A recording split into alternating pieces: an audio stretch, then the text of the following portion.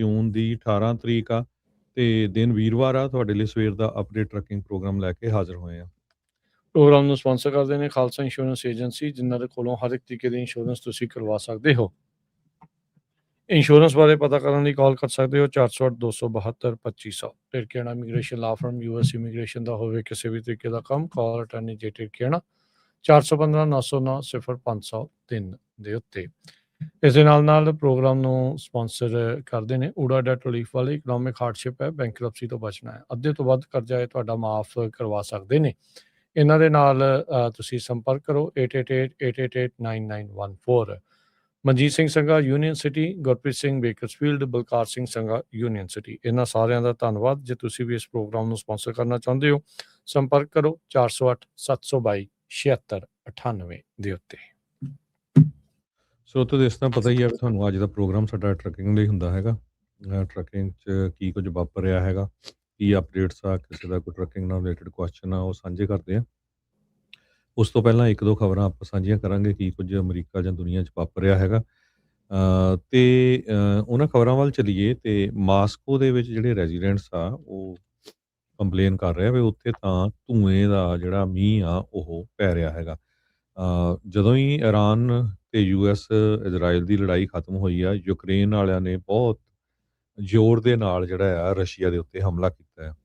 Russia ਦੀਆਂ ਕੁਛ residential buildings ਦੇ ਉੱਤੇ ਵੀ ਮਾਸਕੋ ਦੀਆਂ ਜੋ ਆ ਉਹਨਾਂ ਦੇ ਉੱਤੇ ਜੋ ਉਹਨਾਂ ਨੇ ਡਰੋਨ ਨਾਲ ਹਮਲਾ ਕੀਤਾ। ਇਸ ਤੋਂ ਬਿਨਾਂ ਇੱਕ ਤੇਲ ਦੀ ਜਿਹੜੀ ਰਿਫਾਈਨਰੀ ਆ ਉਹਦੇ ਨਾਲ ਵੀ ਹਮਲਾ ਕੀਤਾ। 200 ਤੋਂ ਵੱਧ ਜਿਹੜੇ ਡਰੋਨਸ ਆ ਉਹ ਰਸ਼ੀਆ ਦੀ ਰਾਜਧਾਨੀ ਮਾਸਕੋ ਵੱਲ ਯੂਕਰੇਨ ਵੱਲੋਂ ਭੇਜੇ ਗਏ ਹੈਗੇ ਆ।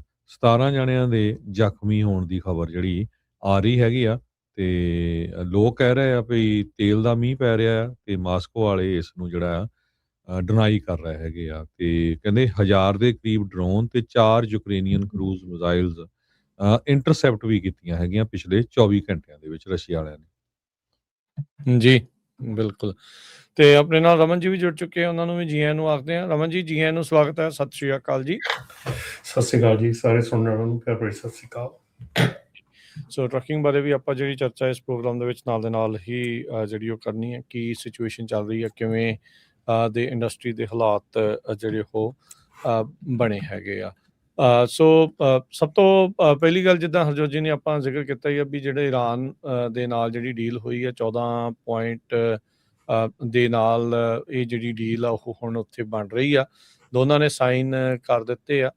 ਰਾਸ਼ਟਰਪਤੀ ਟਰੰਪ ਯੂਰਪ ਦੇ ਦੌਰੇ ਦੇ ਦੌਰਾਨ ਉਹਨਾਂ ਨੇ ਸਾਈਨ ਕੀਤੇ। ਜਿਹੜਾ ਇਰਾਨ ਦਾ ਪ੍ਰੈਜ਼ੀਡੈਂਟ ਆ ਉਸਨੇ ਆਪਣੇ ਪੱਧਰ ਦੇ ਉੱਤੇ ਇਲੈਕਟ੍ਰੋਨਿਕਲੀ ਜਿਹੜੇ ਉਹ ਸਾਈਨ ਕੀਤੇ। ਇਹ ਨਹੀਂ ਅਜੇ ਪਤਾ ਵੀ ਆਪਸ ਦੇ ਵਿੱਚ ਇਹਨਾਂ ਨੇ ਮੁਲਾਕਾਤ ਕਰਨੀ ਆ, ਉਹ ਚੀਜ਼ ਨੂੰ ਦਿਖਾਉਣੀ ਆ ਜਾਂ ਨਹੀਂ।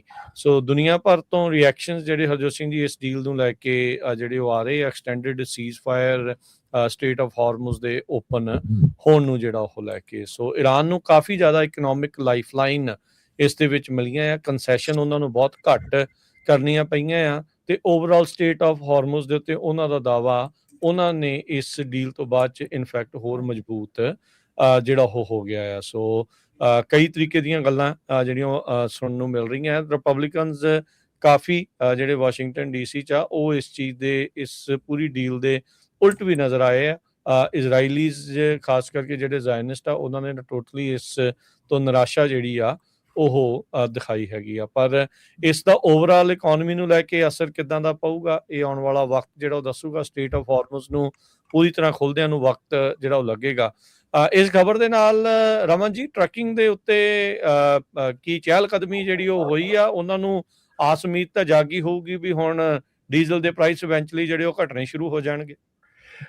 ਘਟਣੇ ਸ਼ੁਰੂ ਹੋ ਗਏ ਆ ਰਾਜਕਰਨ। ਮੈਂ ਕਾਫੀ ਇਸ ਚੀਜ਼ ਦੇ ਵਿੱਚ ਦੇਖ ਰਿਹਾ ਸੀਗਾ 3.1% ਜਿਹੜੇ ਆ ਪ੍ਰਾਈਸ ਡ੍ਰੌਪ ਹੋਈ ਆ। 77.11 ਸੈਂਟਸ ਆ ਬੈਰਲ ਜਿਹੜਾ ਕਰੂਡ ਆਇਲ ਹੋਇਆ ਹੈਗਾ, ਉਹਦੇ ਨਾਲ ਪ੍ਰਾਈਸਿਸ ਤੇ ਥੱਲੇ ਆਉਣੀਆਂ ਸ਼ੁਰੂ ਹੋ ਗਈਆਂ। ਡੈਫੀਨੇਟਲੀ ਜਿਹੜੀ ਸਪਾਟ ਮਾਰਕੀਟ ਆ ਉਹ ਬੈਟਰ ਕਰ ਰਹੀ ਹੈਗੀ ਆ, ਪਰ ਉਹਦੇ ਨਾਲ ਨਾਲ ਇਹਦੀ ਆ ਕਿ ਟਰੱਕਿੰਗ ਕਾਸਟ ਜਿਹੜੀ ਆ ਉਹ ਬਹੁਤ ਜ਼ਿਆਦਾ ਵੱਧ ਚੁੱਕੀ ਆ।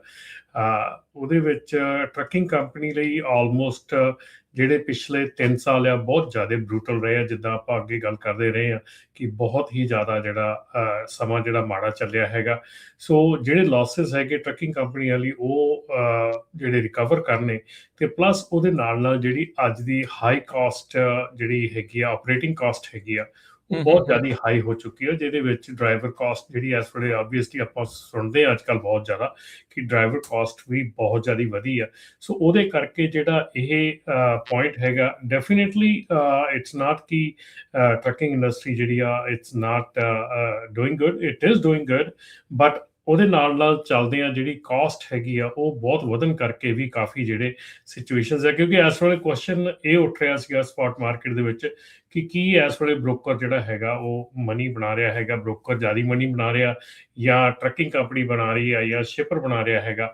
ਸੋ ਇਹਦੇ ਵਿੱਚ ਜਿਹੜੀ ਡਿਸਕਸ਼ਨ ਹੈ ਇਹਦੇ ਵਿੱਚ ਇਹੋ ਹੀ ਸਾਹਮਣੇ ਖੁੱਲ ਕੇ ਆਉਂਦਾ ਕਿ ਜਿਹੜਾ ਛੋਟਾ ਬ੍ਰੋਕਰ ਹੈਗਾ ਆ ਉਹ ਮੇ ਵੀ ਥੋੜੇ ਬਹੁਤ ਪੈਸੇ ਵਧੀਆ ਬਣਾ ਰਿਹਾ ਹੋਵੇ, ਪਰ ਜਿਹੜਾ ਐਵਰੇਜ ਆਊਟ ਬਿਗ ਬ੍ਰੋਕਰ ਹੈਗਾ ਉਹਦੀ ਜਿਹੜਾ ਮਾਰਜਨ ਹੈਗਾ ਉਹ ਅਜੇ ਸਟਿਲ ਉੱਥੇ ਹੀ ਹੈਗਾ, ਕਿਉਂਕਿ ਜਿਹੜੇ ਐਕਸਪੈਂਸਿਸ ਉਹਨਾਂ ਦੇ ਹੋਏ ਹੈਗੇ ਆ ਜਾਂ ਜਿਹੜੇ ਪਿਛਲੇ 3 ਸਾਲਾਂ ਦੇ ਵਿੱਚ ਨੁਕਸਾਨ ਸਾਰਿਆਂ ਨੇ ਲਏ ਹੈਗੇ ਆ ਉਹ ਆਲਮੋਸਟ ਜਿਹੜਾ ਆ ਉਹ ਰਿਕਵਰੀ ਮੋਡ 'ਚ ਹੈਗੀ ਆ। ਡੈਫੀਨੇਟਲੀ ਜਿਹੜੀ ਸਪੌਟ ਮਾਰਕੀਟ ਹੈਗੀ ਆ ਉਹ ਕਾਫੀ ਰੈਕਡ ਬ੍ਰੇਕ ਕਰ ਰਹੀ ਹੈਗੀ ਆ। ਇਸ ਵੇਲੇ ਜਿਹੜੇ ਪ੍ਰਾਈਸਿਸ ਹੈਗੇ ਆ ਆਲਮੋਸਟ ਜਿਹੜੇ ਆਪਾਂ $2 ਦੀ ਰੇਂਜ ਦੇ ਵਿੱਚ ਸਾਰੇ ਫਸੇ ਬੈਠੇ ਸੀਗੇ, ਇਸ ਵੇਲੇ ਪ੍ਰੀਟੀ ਮਚ ਸਾਰਾ ਕੁਝ ਹੀ $3 ਤੋਂ ਉੱਤੇ ਚੱਲ ਰਿਹਾ ਹੈਗਾ। ਸੋ ਇਸ ਕਰਕੇ ਜਿਹੜੀ ਕਾਸਟ ਹੈਗੀ ਆ ਉਹ ਵੀ ਵਧੀ ਆ, ਜਿਹਦੇ ਨਾਲ ਪ੍ਰਾਈਸ ਜਿਹੜਾ ਇਨਪੁਟ ਕਾਸਟ ਉਹ ਓਵਰਆਲ ਵੱਧ ਚੁੱਕੀ ਹੋਈ ਉਹਦੇ ਕਰਕੇ।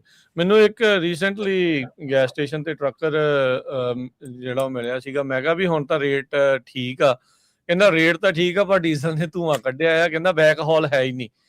ਇੱਕ ਪਾਸੇ ਵੱਲ ਨੂੰ ਹੀ ਜਿਹੜਾ ਉਹ ਸਿਚੁਏਸ਼ਨ ਉਹ ਵਾਲੇ ਪ੍ਰਾਈਸ ਠੀਕ ਆ, ਵਾਪਸੀ ਕਹਿੰਦੇ ਵੀ ਐਮਟੀ ਮਾਈਲ ਹੀ ਜਿਹੜੇ ਕਾਈਂਡ ਆਫ ਕਰਨੇ ਜਿਹੜੇ ਉਹ ਪੈ ਰਹੇ ਆ, ਤੇ ਦਿਨ ਉਹਨਾਂ ਨੇ ਹੁਣ ਲੰਬੇ ਕਰਤੇ ਆ। ਜੇ ਪ੍ਰਾਈਸ ਵਧਾਇਆ ਆ ਤੇ ਉਹ ਜਿੱਦਾਂ ਕਹਿੰਦੇ ਹੁੰਦੇ ਨਾ ਕਿ ਖਿੱਚਵਾਂ ਲੋਡ, ਓਦਾਂ ਨਹੀਂ ਵੀ ਹਫਤੇ ਦੇ ਜੇ ਜਾਂ ਮਹੀਨੇ ਦੇ ਜਿਹੜੇ 3-4 ਸੀਗੇ ਲੋਡ ਉਹਦੇ ਵਿੱਚੋਂ ਇੱਕ ਓਵਰਆਲ ਜਿਹੜਾ ਉਹ ਘਟ ਗਿਆ।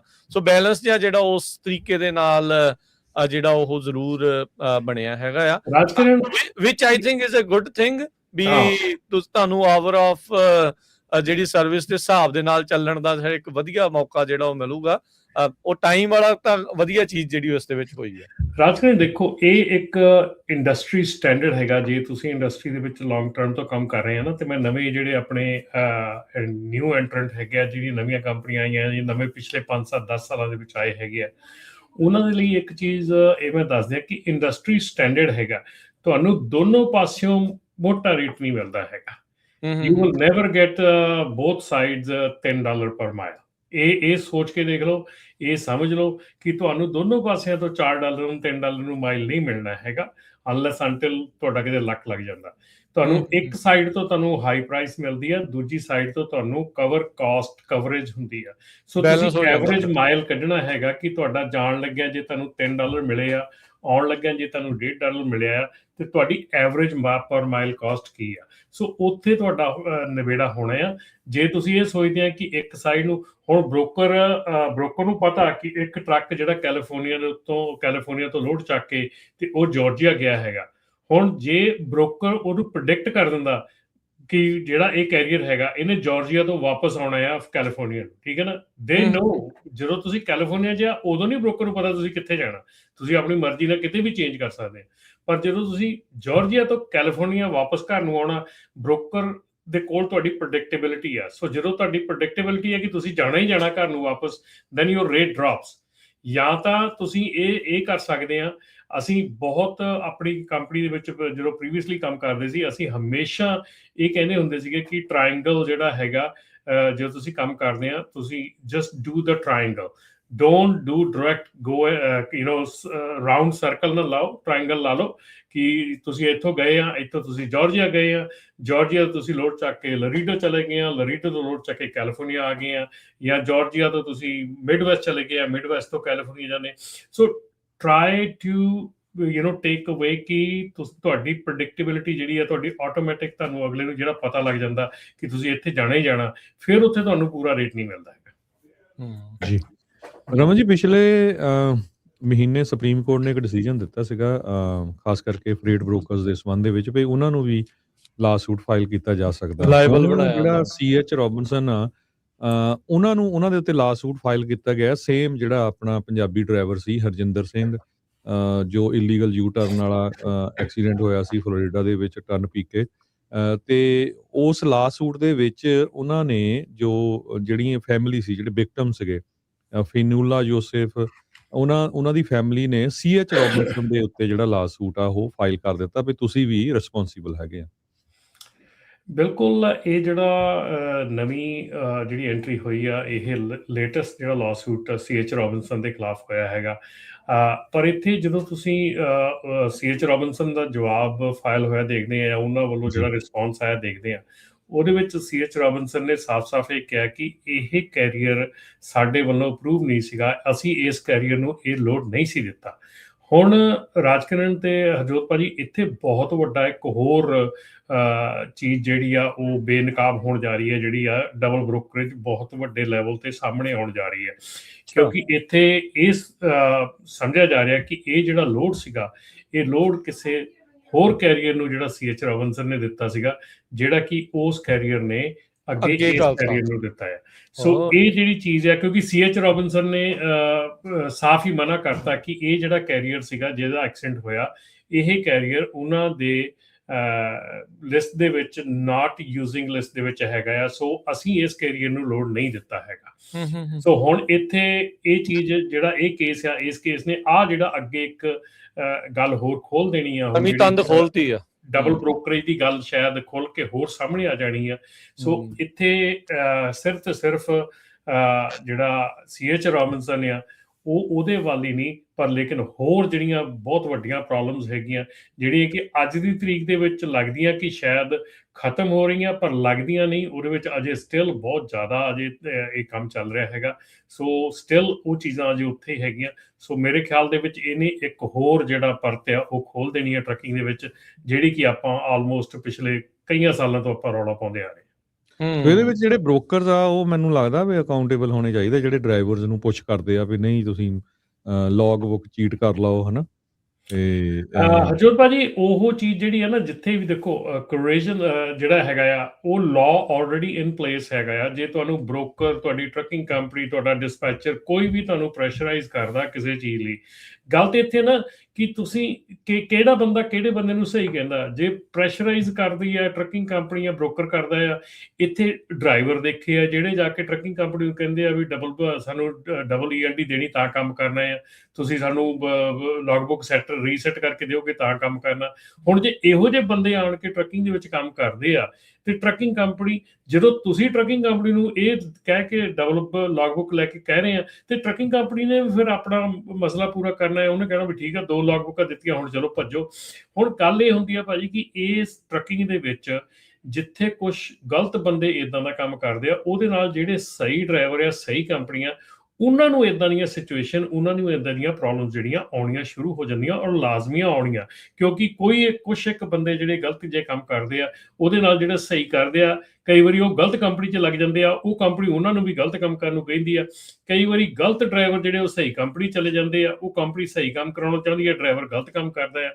ਸੋ ਅਲਟੀਮੇਟਲੀ ਜਿਹੜਾ ਇਹ ਗੋਲ ਆ ਨਾ, ਅਲਟੀਮੇਟਲੀ ਚੀਜ਼ ਜਿਹੜੀ ਆ, ਇਹ ਦੋਨੋਂ ਜਾਣਿਆਂ ਨੂੰ ਹੀ ਸੋਚ ਕੇ ਚੱਲਣੀ ਪੈਣੀ ਆ, ਦੋਨੋਂ ਹੀ ਪਾਰਟੀਆਂ ਨੂੰ ਸੋਚ ਕੇ ਚੱਲਣੀ ਪੈਣੀ ਆ ਕਿ ਇਹ ਜਿਹੜਾ ਕੰਮ ਆ, ਇਹ not only one person is responsible, everyone is responsible। ਜੇ ਇਹਨੂੰ ਸਹੀ ਕਰਨਾ ਤਾਂ ਇਹ ਟਰੱਕਿੰਗ ਕੰਪਨੀ ਨੂੰ ਵੀ ਸਹੀ ਹੋਣਾ ਪੈਣਾ, ਜੇ ਤੇ ਨਾਲ ਦੇ ਨਾਲ ਡਰਾਈਵਰ ਨੂੰ ਵੀ ਉਦਾਂ ਹੀ ਕਰਨਾ ਪੈਣਾ। ਬਾਕੀ ਜਿਹੜੀ ਆ ਗੱਲ ਆ ਰਿਪੋਰਟਿੰਗ ਦੀ, ਜੇ ਤੁਹਾਡੇ ਨਾਲ ਕੋਈ ਗਲਤ ਕੰਮ ਹੁੰਦਾ, ਤੁਸੀਂ ਰਿਪੋਰਟਿੰਗ ਕਰਦੇ ਆ ਤਾਂ ਉਹਦਾ ਸੁਣਵਾਈ ਹੈਗੀ ਆ।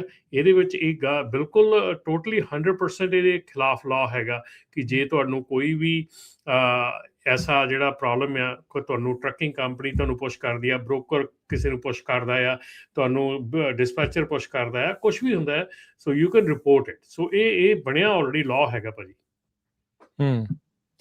ਜੀ ਹੈਗਾ, ਬਟ ਉਹੀ ਗੱਲ ਵੀ ਗਲਤ ਇੰਡਸਟਰੀ ਸਟੈਂਡਰਡ ਜਿਹੜਾ ਉਹ ਬਣਾ ਕੇ ਸਾਰੇ ਜਾਣੇ ਦੋਨੋਂ ਪਾਸੇ ਸਾਰਾ ਕੁਝ ਗਲਤ, ਤਾੜੀ ਤਾਂ ਦੋਨਾਂ ਹੱਥਾਂ ਨਾਲ ਹੀ ਵੱਜਣੀ ਹੈ। ਬਿਲਕੁਲ ਸਹੀ ਗੱਲ ਆ। ਸੋ ਅੱਛਾ, ਡਬਲ ਬ੍ਰੋਕਰੇਜ ਦੇ ਬਾਰੇ ਥੋੜੀ ਜਿਹੀ ਹੋਰ ਜਿਹੜਾ ਉਹ ਦੱਸੋ, ਕਿਉਂਕਿ ਵੀ ਨੋ ਵੀ ਇਹ ਇਸ ਟਾਈਮ ਇੰਡਸਟਰੀ ਦੇ ਵਿੱਚ ਬਹੁਤ ਜ਼ੋਰਾਂ ਸ਼ੋਰਾਂ ਦੇ ਨਾਲ ਧੜੱਲੇ ਦੇ ਨਾਲ ਇਹ ਕੰਮ ਜਿਹੜਾ ਉਹ ਚੱਲ ਰਿਹਾ, ਤੇ ਜਿਹੜੀ ਇਹ ਤੰਦ ਹੁਣ ਖੁੱਲਣ ਜਾ ਰਹੀ ਹੈ ਇਸ ਕੇਸ ਤੋਂ ਬਾਅਦ ਦੇ ਵਿੱਚ, ਸੁਪਰੀਮ ਕੋਰਟ ਦੇ ਉਸ ਫੈਸਲੇ ਤੋਂ ਬਾਅਦ ਚ ਵੀ ਮਿਲਦਾ ਕਿਸੇ ਨੂੰ ਆ ਤੇ ਲੈ ਕੇ ਅਸਲ ਦੇ ਵਿੱਚ ਕੋਈ ਹੋਰ ਜਾ ਰਿਹਾ ਆ। ਫਿਰ ਡਬਲ ਬ੍ਰੋਕਰੇਜ ਦੇ ਵਿੱਚ ਸਾਰੇ ਜਾਣੇ ਇਹ ਵੀ ਰੌਲਾ ਪਾਉਂਦੇ ਹੁੰਦੇ ਵੀ ਕੁੰਡੀ ਬਹੁਤ ਲੱਗਦੀ ਆ, ਵੀ ਲੋਡ ਇੰਨੇ ਦਾ ਹੁੰਦਾ, ਮਿਲਦਾ ਫਿਰ ਇਵੈਂਚੁਅਲੀ ਇੰਨਾ ਔਖਾ ਆ। ਹੁਣ ਉਹਨਾਂ ਕੰਪਨੀਜ਼ ਦਾ ਜਾਂ ਆਈ ਥਿੰਕ ਮੈਜੋਰਟੀ ਇਹਦੇ ਵਿੱਚ ਕੀ ਓਨਰ ਆਪਰੇਟਰ ਹੀ ਡਬਲ ਬ੍ਰੋਕਰੇਜ ਵਾਲੇ ਲੋਡ ਉਹਨਾਂ ਨੂੰ ਜ਼ਿਆਦਾ ਜਿਹੜੇ ਉਹ ਮਿਲਦੇ ਆ, ਜਾਂ ਕੰਪਨੀਆਂ ਵੀ ਇਦਾਂ ਜਿਹੜੀਆਂ ਕਰ ਰਹੀਆਂ ਆ? ਇੱਕ ਇਹ ਵੀ ਧਾਰਨਾ ਹੁੰਦੀ ਆ ਰਮਨ ਜੀ ਵੀ ਜਿਹੜੇ ਲੋਕ ਵੀ ਡਿਸਪੈਚਰ ਜਿਹੜੇ ਗੱਲ ਨਹੀਂ ਕਰ ਪਾਉਂਦੇ ਬ੍ਰੋਕਰ ਦੇ ਨਾਲ, ਜਾਂ ਇੰਗਲਿਸ਼ ਨੂੰ ਲੈ ਕੇ ਜਿਨ੍ਹਾਂ ਨੂੰ ਥੋੜੀ ਜਿਹੀ ਚਿੰਤਾ ਹੁੰਦੀ ਵੀ ਸਾਨੂੰ ਸਮਝ ਨਹੀਂ ਆਉਂਦੀ, ਓਵਰਵੈਲਮਿੰਗ ਲੱਗਦਾ ਆ, ਉਹਨਾਂ ਦੇ ਲਈ ਫਿਰ ਕਾਫੀ ਕੰਮ ਔਖਾ ਹੋ ਜਾਊਗਾ ਫਿਰ ਅੱਗੇ। ਬਿਲਕੁਲ ਰਾਜਕਰਨ, ਇੱਕ ਤਾਂ ਡਬਲ ਬ੍ਰੋਕਰੇਜ ਹੁੰਦੀ ਹੈ ਉੱਥੇ ਜਿੱਥੇ ਕਿ ਆਪਾਂ ਕਹਿੰਦੇ ਇੱਕ ਕੈਰੀਅਰ ਨੂੰ ਜਿਹੜਾ ਓਨਰ ਆਪਰੇਟਰ ਹੈਗਾ ਉਹਨੂੰ ਲੈਂਗੁਏਜ ਇਸ਼ੂ ਹੈਗਾ, ਉਹਨੂੰ ਲੈਂਗੁਏਜ ਕਰਕੇ ਪ੍ਰੋਬਲਮ ਆ ਰਹੀ ਹੈ। ਸੋ ਇੱਕ ਤਾਂ ਉਹ ਸਿਚੁਏਸ਼ਨ ਹੈਗੀ ਹੈ ਜਿਹੜੀ ਕਿ ਅੰਡਰਸਟੈਂਡੇਬਲ ਹੈ ਕਿ ਠੀਕ ਹੈ ਵੀ ਇੱਕ ਬੰਦਾ ਕੰਮ ਨਹੀਂ ਕਰ ਸਕਦਾ ਜਾਂ ਉਹਨੂੰ ਨਹੀਂ ਪਤਾ ਲੱਗਦਾ, ਤੇ ਇਹੋ ਜਿਹੇ ਜਿਹੜਾ ਹੈਗਾ ਦੂਸਰਾ ਜਿਹੜਾ ਸੈਟਅਪ ਹੈਗਾ ਰਾਜਕਰਨ, ਉਹ ਹੈਗਾ ਕਿ ਬਹੁਤ ਸਾਰੀਆਂ ਆਪਣੀਆਂ ਜਿੱਦਾਂ ਆਪਣੇ ਪੰਜਾਬ ਦੇ ਵਿੱਚ ਆਪਾਂ ਹੁੰਦਾ ਕਿ ਰਲ ਮਿਲ ਕੇ ਤੁਸੀਂ 4-5 ਟਰੱਕ ਤੁਹਾਡੇ ਇੱਕ ਦੇ ਆ, 4-5 ਦੂਜੇ ਕਜ਼ਨ ਦੇ ਆ, 4-5 ਇਹਦੇ ਆ, ਫਰੈਂਡਸ 4-5 ਰਲ ਕੇ ਇਕੱਠੀਆਂ ਕਰਕੇ 100 ਟਰੱਕ ਹੋ ਗਿਆ ਉਹਨਾਂ ਦਾ। ਸੋ ਉਹਦੇ ਵਿੱਚ ਇੱਕ ਕੰਪਨੀ ਲੋਡ ਲੈਂਦੀ ਆ, ਉਹਦੇ ਜਦੋਂ ਲੋਡ ਉਹ ਮੰਨ ਲਓ ਜੀ ਉਹਨੂੰ ਉਹਦੇ ਕੋਲ ਹੁਣ 5 ਟਰੱਕ ਆ, ਉਹਨੂੰ 10 ਲੋਡ ਮਿਲ ਗਏ, ਲੇਕਿਨ 10 ਲੋਡ ਉਹਨੇ ਕਵਰ ਤਾਂ ਕਰ ਨਹੀਂ ਪਾਉਣੇ। ਸੋ ਉਹ ਆਪਸ ਦੇ ਵਿੱਚ ਇੱਕ ਦੂਜੇ ਨੂੰ ਲੋਡ ਜਿਹੜੇ ਆ ਉਹ ਵਰਤਾਏ ਜਾਂਦੇ ਆ। ਤੁਸੀਂ ਇੱਧਰੋਂ ਟਰੱਕ ਲੈ ਕੇ ਪੂਰਾ ਕਰ ਲਿਆ, ਇੱਧਰੋਂ ਟਰੱਕ ਲੈ ਕੇ ਪੂਰਾ ਕਰ ਲਿਆ। ਉਹਨਾਂ ਦੀ ਪੈਸਿਆਂ ਦਾ ਸੈਟਅਪ ਜੋ ਮਰਜ਼ੀ ਹੁੰਦਾ ਆ, ਉਹਦਾ ਨਹੀਂ ਮੈਂ ਕਹਿ ਰਿਹਾ, ਪਰ ਲੇਕਿਨ ਉਹ ਜਿਹੜਾ ਮਾਹੌਲ ਸੀਗਾ ਕਿ ਜਿਹਦੇ ਵਿੱਚ ਤੁਹਾਡੇ ਕੋਲ ਜੇ ਲੋਡ ਵੱਧ ਆ ਗਏ ਤੁਸੀਂ ਨਾਲ ਦਿਆਂ ਨਾਲ ਸ਼ੇਅਰ ਕਰ ਲਏ, ਜੇ ਨਾਲ ਦਿਆਂ ਕੋ ਆ ਗਏ ਉਹਨੇ ਤੁਹਾਡੇ ਨਾਲ ਸ਼ੇਅਰ ਕਰ ਲਏ। ਹੁਣ ਇੱਥੇ ਹੁੰਦਾ ਕਿਸੇ ਕੋਲ ਲੋਡ ਜਿਹੜੇ ਆ ਉਹ ਕੈਲੀਫੋਰਨੀਆ ਤੋਂ ਵਧੀਆ ਹੁੰਦੇ ਆ, ਕਿਸੇ ਕੋਲ ਬੈਕ ਹਾਲ ਵਧੀਆ ਹੁੰਦੀ ਆ। ਸੋ ਉਹ ਇੱਕ ਦੂਜੇ ਨਾਲ ਜਿਹੜੇ ਲੋਡ ਸ਼ੇਅਰਿੰਗ ਹੁੰਦੀ ਆ ਉਹ ਵੀ ਡਬਲ ਬ੍ਰੋਕਰਿੰਗ ਹੈਗੀ ਆ, ਉਹ ਵੀ ਮਤਲਬ ਕਿ ਉਹਦੇ ਵਿੱਚ ਵੀ ਇਹੋ ਹੀ ਚੀਜ਼ ਆ।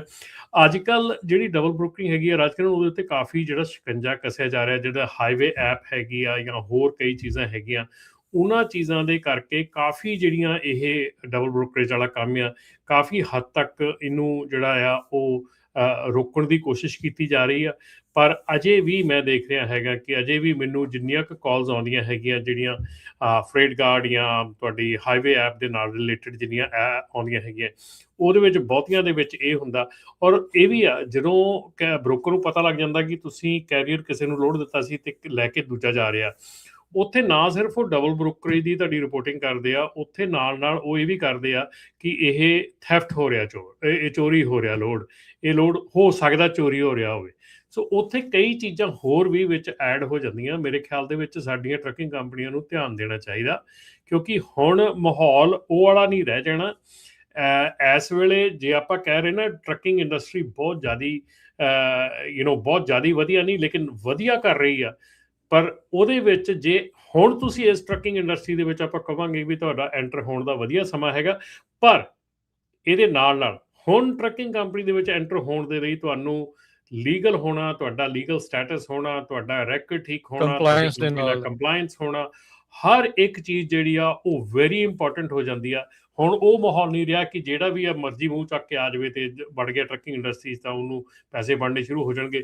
ਜੇ ਤੁਸੀਂ ਟਰੱਕਿੰਗ ਕੰਪਨੀ ਦੇ ਵਿੱਚ ਆਉਣੇ ਆ ਤੇ ਉਹਨਾਂ ਦੇ ਵਿੱਚ ਤੁਸੀਂ ਕੰਮ ਸ਼ੁਰੂ ਕਰਦੇ ਆ, ਕੰਪਲਾਇੰਟ ਨਹੀਂ ਹੈਗੇ, ਲੀਗਲ ਨਹੀਂ ਹੈਗੇ, ਤੇ ਆਈ ਡੋਂਟ ਥਿੰਕ ਸੋ ਇਹ ਇੰਡਸਟਰੀ ਦੇ ਵਿੱਚ ਜਿਹੜਾ ਕਿ ਟਰੱਕਿੰਗ ਦੇ ਵਿੱਚ ਕੰਮ ਆਉਣ ਦੀ ਜਿਹੜੀ ਲੋੜ ਹੈਗੀ ਆ। ਮੈਂ ਕਾਫੀ ਦੇਖ ਰਿਹਾ ਹੈਗਾ ਅੱਜ ਕੱਲ੍ਹ ਐਡਵਰਟਾਈਜ਼ਮੈਂਟ ਵਧੀਆ ਹੈਗੀਆਂ ਬਈ ਟਰੱਕਾਂ ਦੇ ਰੇਟ ਬੜੇ ਵਧੀਆ ਹੈਗੇ ਆ, ਲੋਨਸ ਵਾਲੇ ਬੜੇ ਕਰ ਰਹੇ ਹੈਗੇ ਆ। But do your own math, ਆਪਣਾ ਮੈਥ ਕਰੋ, ਆਪਣਾ ਚੱਲੋ। ਪਹਿਲਾਂ ਤਾਂ ਕਈ ਜਣਿਆਂ ਕੋਲੋਂ ਮੈਨੂੰ ਇੱਦਾਂ ਦੀਆਂ ਕਾਲਾਂ ਆਈਆਂ ਕਿ ਉਹਨਾਂ ਦਾ ਸਟੇਟਸ ਹੈ ਨਹੀਂਗਾ but they want to invest in trucking. ਮੈਂ ਕਿਹਾ ਵੀ ਦੇਖੋ, ਜੇ ਤੁਹਾਡਾ ਸਟੇਟਸ ਨਹੀਂ ਹੈਗਾ then don't take a risk. Although market ਬਹੁਤ ਵਧੀਆ ਹੈਗੀ ਆ, ਬਹੁਤ ਸੋਹਣਾ ਸਾਰਾ ਕੁਝ ਹੈਗਾ, ਪਰ are you capable of running a trucking company? ਹੁਣ ਤਾਂ ਜਿਹੜੀ ਟਰੱਕਿੰਗ ਕੰਪਨੀ ਦੇ ਮਾਲਕ ਵੀ ਹੈਗੇ ਆ, ਜੇ ਉਹ ਵੀ ਨਾਨ ਡੋਮਿਸਾਈਲ ਹੈਗੇ, ਉਹਨਾਂ ਦੀ ਵੀ ਪ੍ਰੋਬਲਮ ਕ੍ਰੀਏਟ ਜਿਹੜੀ ਹੋਣੀ ਸ਼ੁਰੂ ਹੋ ਰਹੀ ਆ ਕਿ ਕਈਆਂ ਨੂੰ ਬ੍ਰੋਕਰ ਜਿਹੜੇ ਅਪਰੂਵ ਨਹੀਂ ਕਰਦੇ ਹੈਗੇ। ਸੋ ਮੇਰੇ ਖਿਆਲ ਦੇ ਵਿੱਚ ਬਹੁਤ ਧਿਆਨ ਦੇ ਨਾਲ ਸੋਚਣ ਦੀ ਲੋੜ ਆ ਜੇ ਤੁਸੀਂ ਇਸ ਟਰੱਕਿੰਗ ਕੰਪਨੀ ਵਿੱਚ ਐਂਟਰੀ ਲੈਣੀ। ਇਹ ਥੋੜੀ ਜਿਹੀ ਹੋਰ ਦੱਸਿਓ ਆ ਜਿਹੜੀ ਗੱਲ ਜਿਹੜੀ ਹੁਣ ਅਖੀਰ 'ਚ ਦੱਸੀ ਆ ਵੀ ਬੇਸਿਕਲੀ ਨਾਨ ਡੋਮਿਸਾਈਲਡ ਵਾਲਿਆਂ ਨੂੰ ਜਾਂ ਇਮੀਗ੍ਰੇਸ਼ਨ ਜਿਹੜੇ ਗ੍ਰੀਨ ਕਾਰਡ ਜਾਂ ਸਿਟੀਜ਼ਨ ਨਹੀਂ ਆ ਉਹਨਾਂ ਨੂੰ ਉਹ ਫਿਰ ਜੋੜ ਨਹੀਂ ਰਹੇ ਉਹਨਾਂ ਕੰਪਨੀਆਂ ਦੇ ਨਾਲ, ਇਦਾਂ ਕਰ ਰਹੇ? ਨਹੀਂ ਰਾਜਕਰਨ, ਜਿਹੜਾ ਨਾਨ ਡੋਮਿਸਾਈਲ ਹੈ ਨਾ, ਨਾਨ ਡੋਮਿਸਾਈਲ ਦਾ ਜਦੋਂ ਤੁਸੀਂ ਮੋਟਰਸ ਦੇ ਵਿੱਚ ਜਾ ਕੇ ਅਪਰੂਵਲ ਲੈਣਾ ਹੈਗਾ, ਆਪਣਾ ਮੋਟਰਸ ਦੇ ਵਿੱਚ ਜਾ ਕੇ ਕੰਪਨੀ ਅਪਰੂਵ ਕਰਨੀ ਆ, ਤੁਹਾਡਾ ਬਿਜ਼ਨਸ ਐਡਰੈਸ, ਤੁਹਾਡੀ ਕੰਪਨੀ, ਦੇਖੋ ਮੋਟਰਸ ਦੇ ਵਿੱਚ 3 ਚੀਜ਼ਾਂ ਜਿਹੜੀਆਂ ਉਹ IDBਆਂ ਦੇ ਥਰੂ ਅਪਰੂਵ ਹੁੰਦੀਆਂ। ਇੱਕ ਤੁਹਾਡੀ ਪਰਸਨਲ ਆਇਡੈਂਟੀਟੀ, ਉਹਦੇ ਵਿੱਚ ਤੁਹਾਡਾ ਆਪਣਾ driver licence front and back.